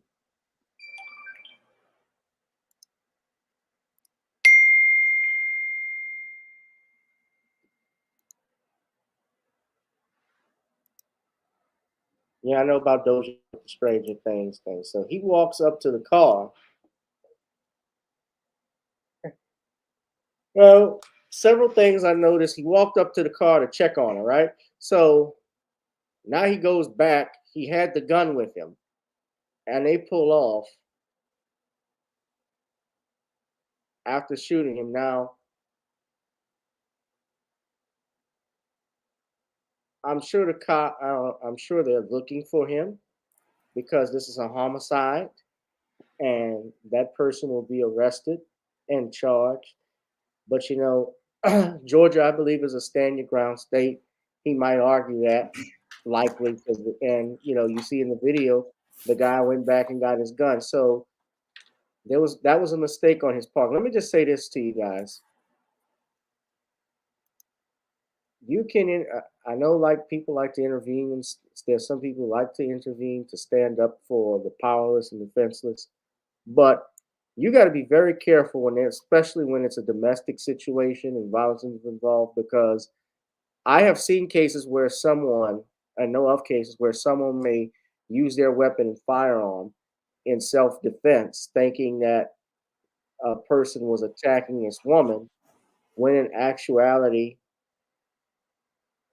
it ended up being not what he thought it was. And you can get in trouble for that. Even if your intentions were good, the law could still say, well, legally, we can, you did something that you weren't supposed to do. You were wrong. If you see something, that's why they tell you don't get involved. You call the police if you find that. Although some people will say that you're snitching.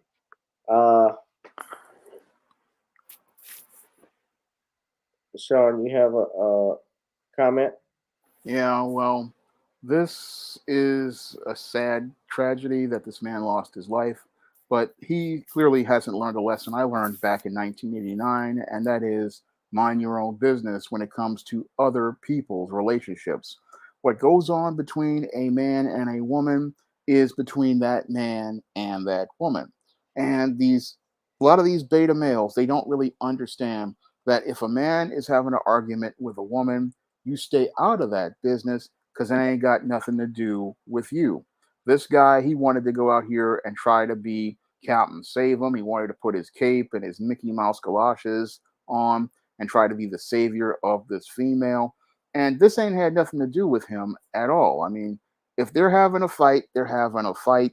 I'm just going to go and try to pump my gas, or I'm going to go stay in my car until they leave. Then I'm going to pump my gas because I don't know if they've got something in that vehicle for me. Any critical thinking man, when he sees a woman having a dispute with a man, he's going to keep on moving. That's something I learned at an early age that I apply in my life every day of my life.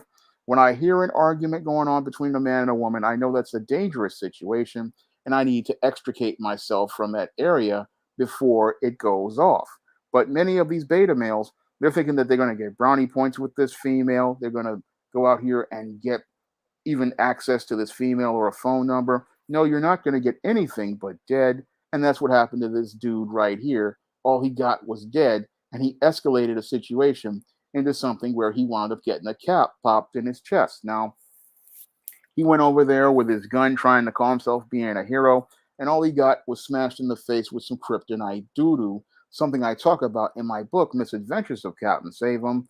This is what happens to you when you call yourself being the hero for somebody else who never asked you to save them.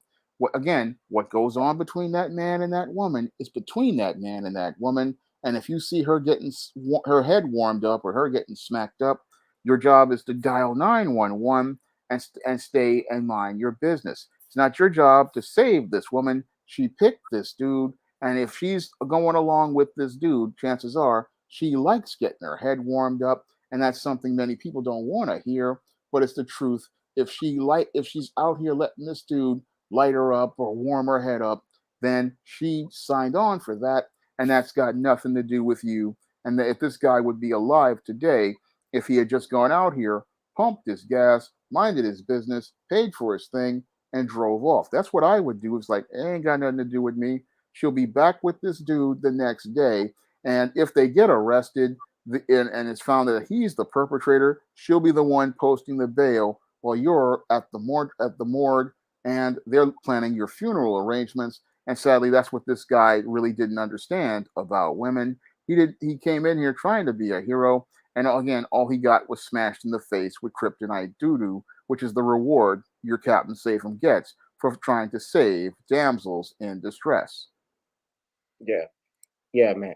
You guys see something like this? Yeah, call 911. If you see someone getting knocked in their head or anything, take the license plate number down, call 911, let them know. I know we have a stop snitching thing, but the minute you go up like he did, you're talking and jarring back and forth. He should have stopped him when he walked back in his car. He should have gotten his car and drove off. I don't think he was pumping gas or going to pump gas because looked like he was parked in the front. He got something out of the convenience store more than likely, and was just chilling with and talking to some people when he saw that. So who knows? But definitely do not when you bring a firearm in a situation like this, you actually escalate it to another point. He walked over to the driver's side with that. And yeah, and this woman obviously she didn't get out the car when it happened. And yes, maybe she could be terrified of what she saw, but I don't know what's going on in her head, but she drove off with him.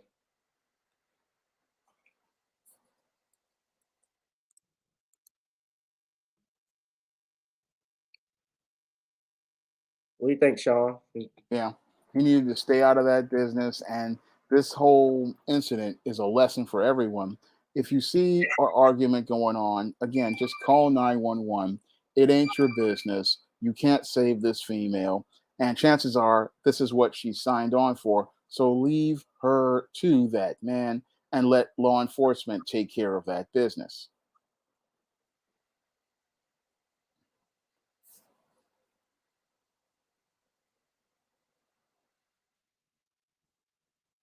All right, man. Well, I don't have any more to say. Yeah, mostly, definitely. We're trying to get some calls. Cheryl Massey said she tried to call in, and before we get off out of here, Sean, if you want to do your plug in, go ahead. But I'm gonna try and see if we can get some people to call back in. You All guys, right. go All right, ahead. you guys can pick up the books of the SJS Direct 2022 catalog, ISIS Legacy, and East Team Horror of the Hyena Woman in paperback and Kindle format on Amazon.com, along with my 80 other titles. And you can also pick up the first SJS Direct comic, John Haynes at Death's Door, on Kickstarter right now. So I've got a lot of great books on Amazon and and my first full comic, John Haynes at Death's Door on Kickstarter. And all you need is $5 for it, and you can get a digital version of John Haynes at Death's Door, and you can also get a paper version for $15. So there are you can get the paper version for 15 and the digital version for 5, and every dollar helps me be able to produce more great content. So I'd appreciate it if you supported the John Haynes Kickstarter today. Yeah, go ahead. And also, you can buy some of his books like Stop Slipping in Cyberspace on Amazon. That's the phone number 504 656 6760. 504 656 6760. I know some of you had, and Cheryl, you wanted to call in, so I'm giving you an opportunity to call in a couple of minutes before we get off. All right, I just need to step aside for a moment. I'll be right back. Charles going to take another peek.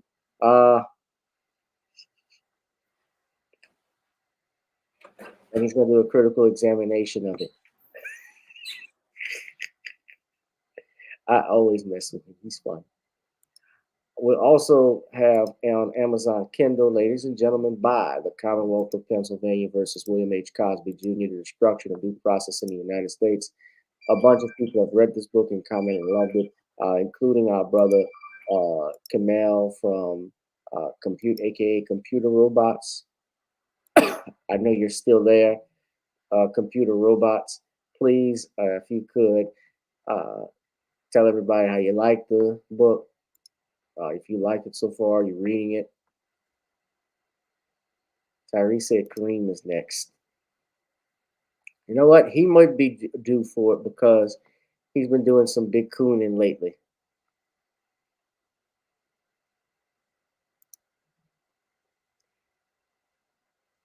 Thank you. Yeah, Kamel, Computer Robots has my book. Bishop Scott. I don't know if Bishop Scott has the book yet.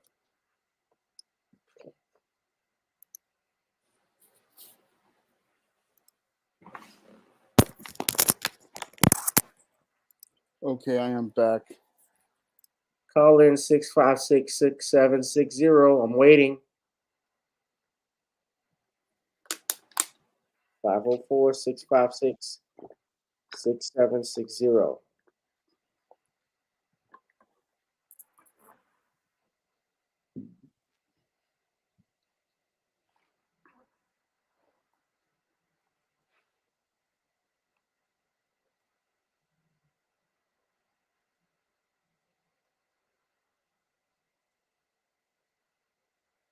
All right. I'm gonna do a couple of plugins for myself, ladies and gentlemen. Go to Gnarly's Creole Blend Seasoning. You see the book there. You can also go to our Facebook page for the book at Commonwealth Cause. If you have a Facebook page at Commonwealth Cause, we still do news and updates. The book also will be available for paperback, I think, by the end of the month. So I'm working on resolving that. I got a lot of events coming up. You know, the summer is not over, and we're still in the middle of it because we have August. But I definitely, this July 30th, or just to tell you all, especially if you're out in the New Orleans area, we're going to be back at the Well doing comedy night on July 30th. I'll have some details about that next week. So you guys who are in the New Orleans area, you can come on out to the Well. I'll have some pre-sale tickets that you can purchase. We're going to be doing that. That's going to be a fun one, Shawn.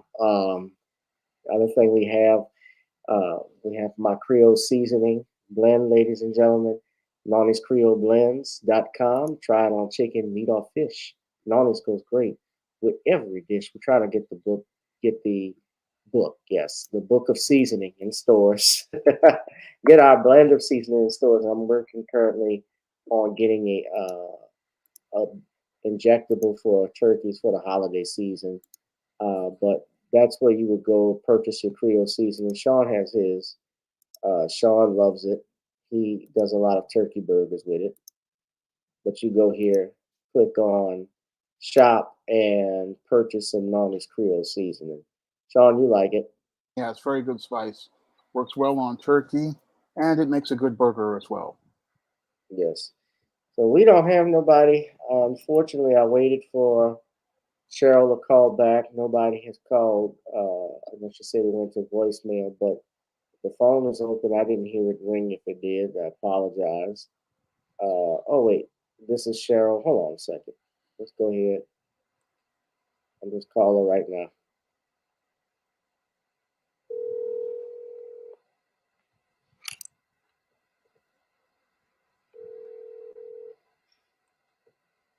Can everybody? Yes, Cheryl, you're online. Hi, good evening, everybody. Good evening, dear. Good evening. Thank you for calling in, and tell everybody where you're calling from, Cheryl. I'm coming from Ohio. Ohio. Yes, I got. Ohio. Yeah. Yes, Springfield. Yes. All right. Know anybody here? No. No. Okay. It's not the Simpsons, huh? All right, Springfield. Yeah. Go ahead and say what you got to say, Cheryl. Just in relation to, I want to start with your first topic. If we can go back to the Emmett Till situation. Yeah, we can go back to that. Okay, I think most black people, especially during that time period, knew when you go down south, you know, you kind of stay away from WPs if you can from white people. So the fact that he listed her supposedly, I never believed that because I'm pretty sure his mother told him when you go down south, unwritten rule, you avoid those people as much as you can. So I did not believe that he whistled at Carolyn Bryant. She was nothing to whistle at, for one thing. So I never believe that happened because we all knew going down south, you conducted yourself in a certain way regardless. There was an unwritten rule and a written rule. What you do and don't do with those, type of people when you're around them. Right. Right. So that, I never believed that story. I mean, that was the year I was born. So, her some significance for me. It was a horrible incident, but like I said, I just never believed it because we know going down south, there was the Green Book and then there was the Unwritten Rule Book. You avoid them people if you can. But I heard that his cousin said that he did whistle at her. I still don't believe that actually happened, but that was something I had either read or heard that he did. But I don't believe that to be true necessarily because someone said it or that happened. Yeah, right. And my whole thing about it, even if he did happen, that doesn't warrant what you did. Oh no, Yeah. absolutely not. Bottom line. I think that, I think he might probably didn't whistle at her, and I think that probably pissed her off more than anything. Because, they're so feared for their beauty that, nobody can not acknowledge how gorgeous they are. But anyway, that was my point about it. I don't think that he whistled at her. I think he knew, not to have less contact with them type of people as much as he could, because I'm pretty sure his mother told him, this is what you do when you go down south. Like many parents have told their children when they went down south to visit relatives for the summer. This is what you do, this is what you don't do. So I never believed that story. In relation to Bill Cosby, I think his reputation stands alone. I don't have a need to defend him. I think what he did in his lifetime has been great.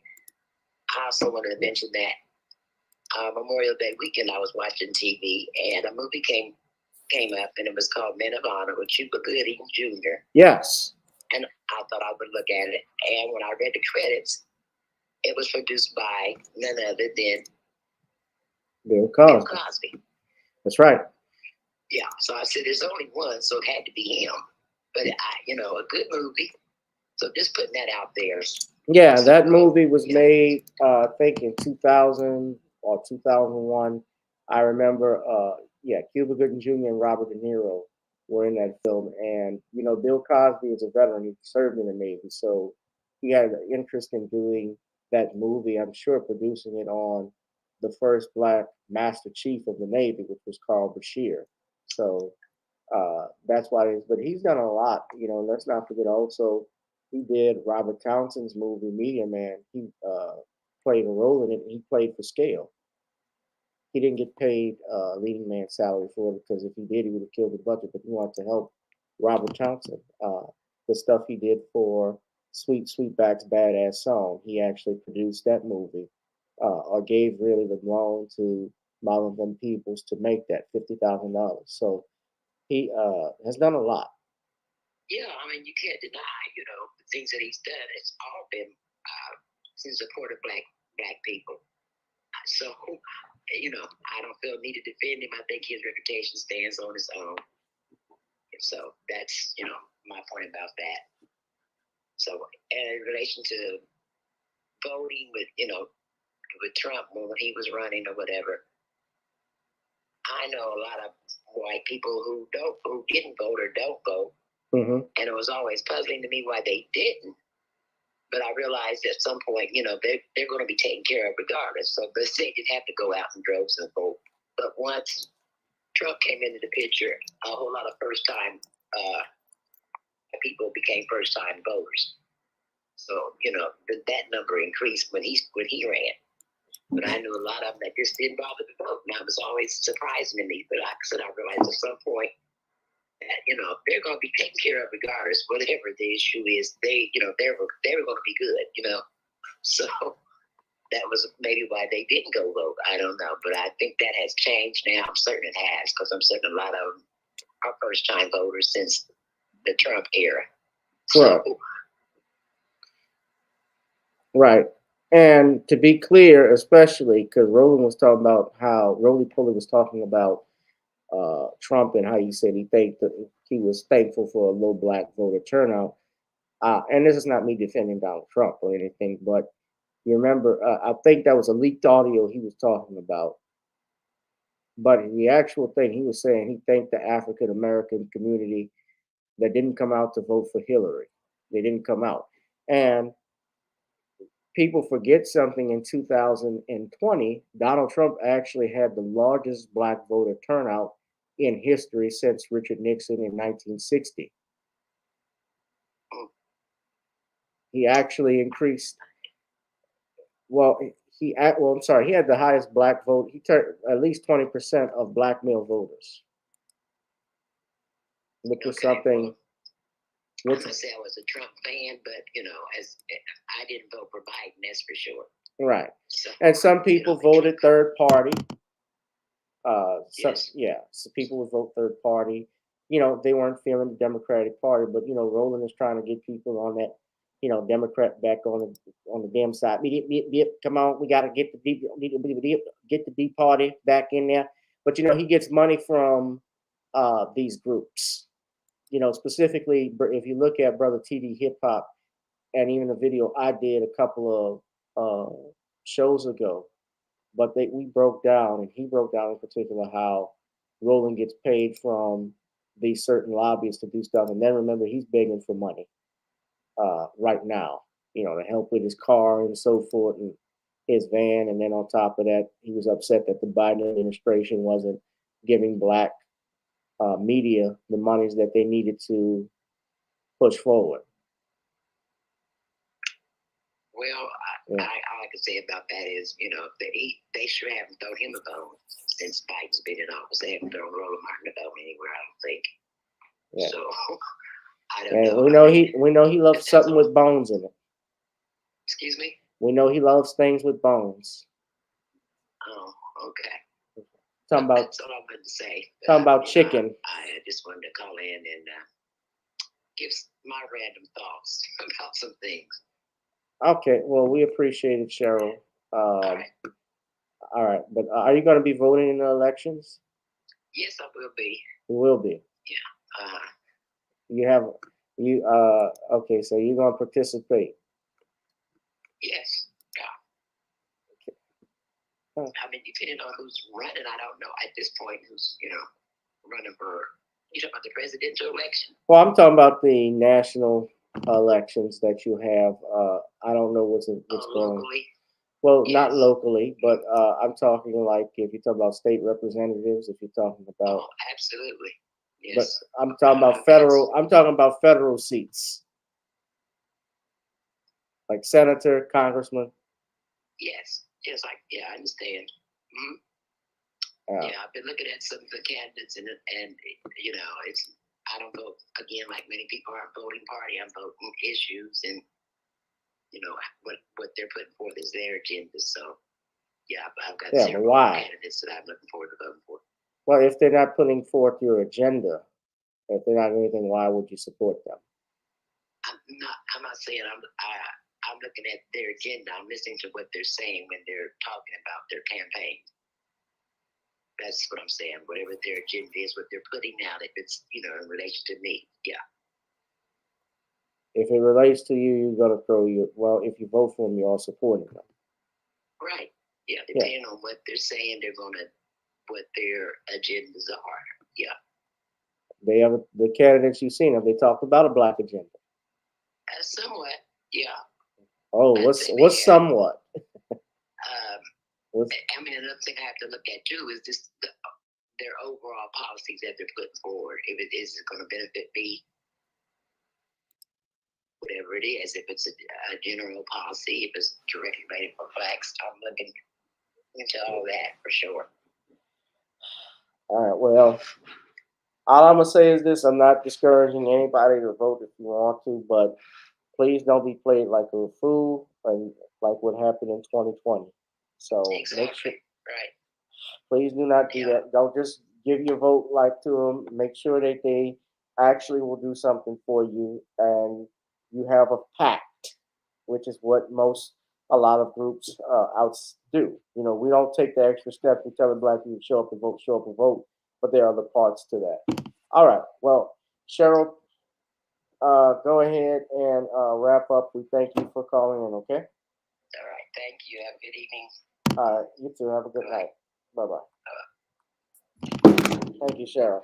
All right. Thank you, Stephanie. So we're going to wrap this up. Everybody's going to plug in, ladies and gentlemen. We thank you for joining us for Random Topic Thursdays, the hottest live stream here on YouTube. Shawn, thank you very much. Hit that like, share, and subscribe button now, ladies and gentlemen. If you like this channel and share it with everyone, please drop something in the Cash App, Gavin Reshaw, Esquire, Google Pay, and PayPal, gavin.gwich1@gmail.com, and Zelle and Venmo. All right, we're out, Shawn. Thank you very much.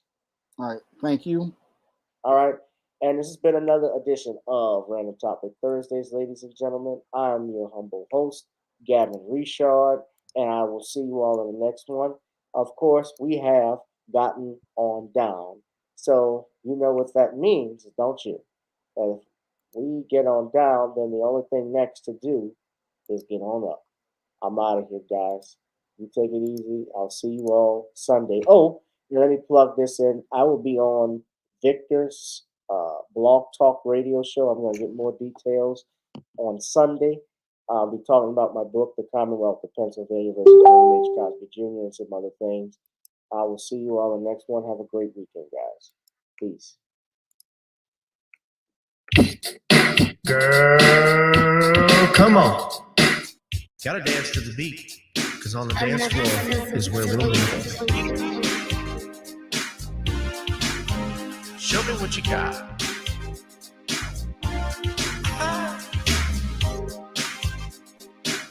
Gotta feel the groove. Feel the groove, get on the floor. Get on the. Right now the party's wasted. There's nothing much to do. But once the groove gets started, tell me, what do you have to lose? Just look into my eyes, girl, as we glide across the room. And what to my surprise now, the beat takes hold of you.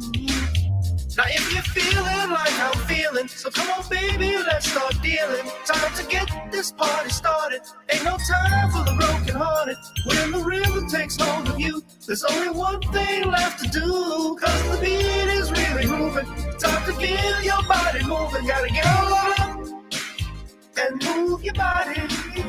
Cause when the beat is really grooving, it's time to feel your body moving. Gotta get on up and shake something. Feel the groove, get on the floor. Get on up. Tell the DJ play the whispers. Rock steady in the mood. Put on earth, wind, and fire. Tonight we're gonna groove. Show me how you do the four corners. Electric slide or two. Hit the bus stop or do the bunny hop, baby. It's really up to you. Now if you're feeling like I'm feeling, so come on baby, let's start dealing. Time to get this party started. Ain't no time for the broken hearted. When the rhythm takes hold of you, there's only one thing left to do. Cause the beat is really moving. Time to get your body moving. Gotta get on up and move your body. Cause when the beat is really grooving, it's time to feel your body moving. Gotta get on up and shake something.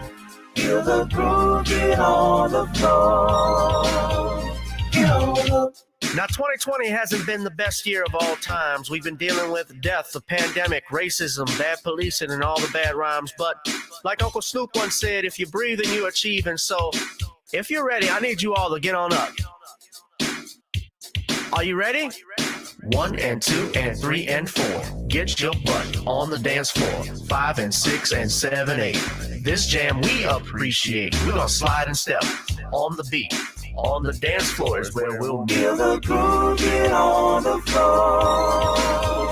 Get on up and move your body. Cause when the beat is really grooving, it's time to feel your body moving. Gotta get on up and shake something. Feel the groove, get on the floor. Get on the floor, baby. Yeah, gotta get on up. Come on, baby, gotta get on up, baby. Feel the groove, get on the floor. Get on up. Good night to all of you. on the channel. Nah. Ah.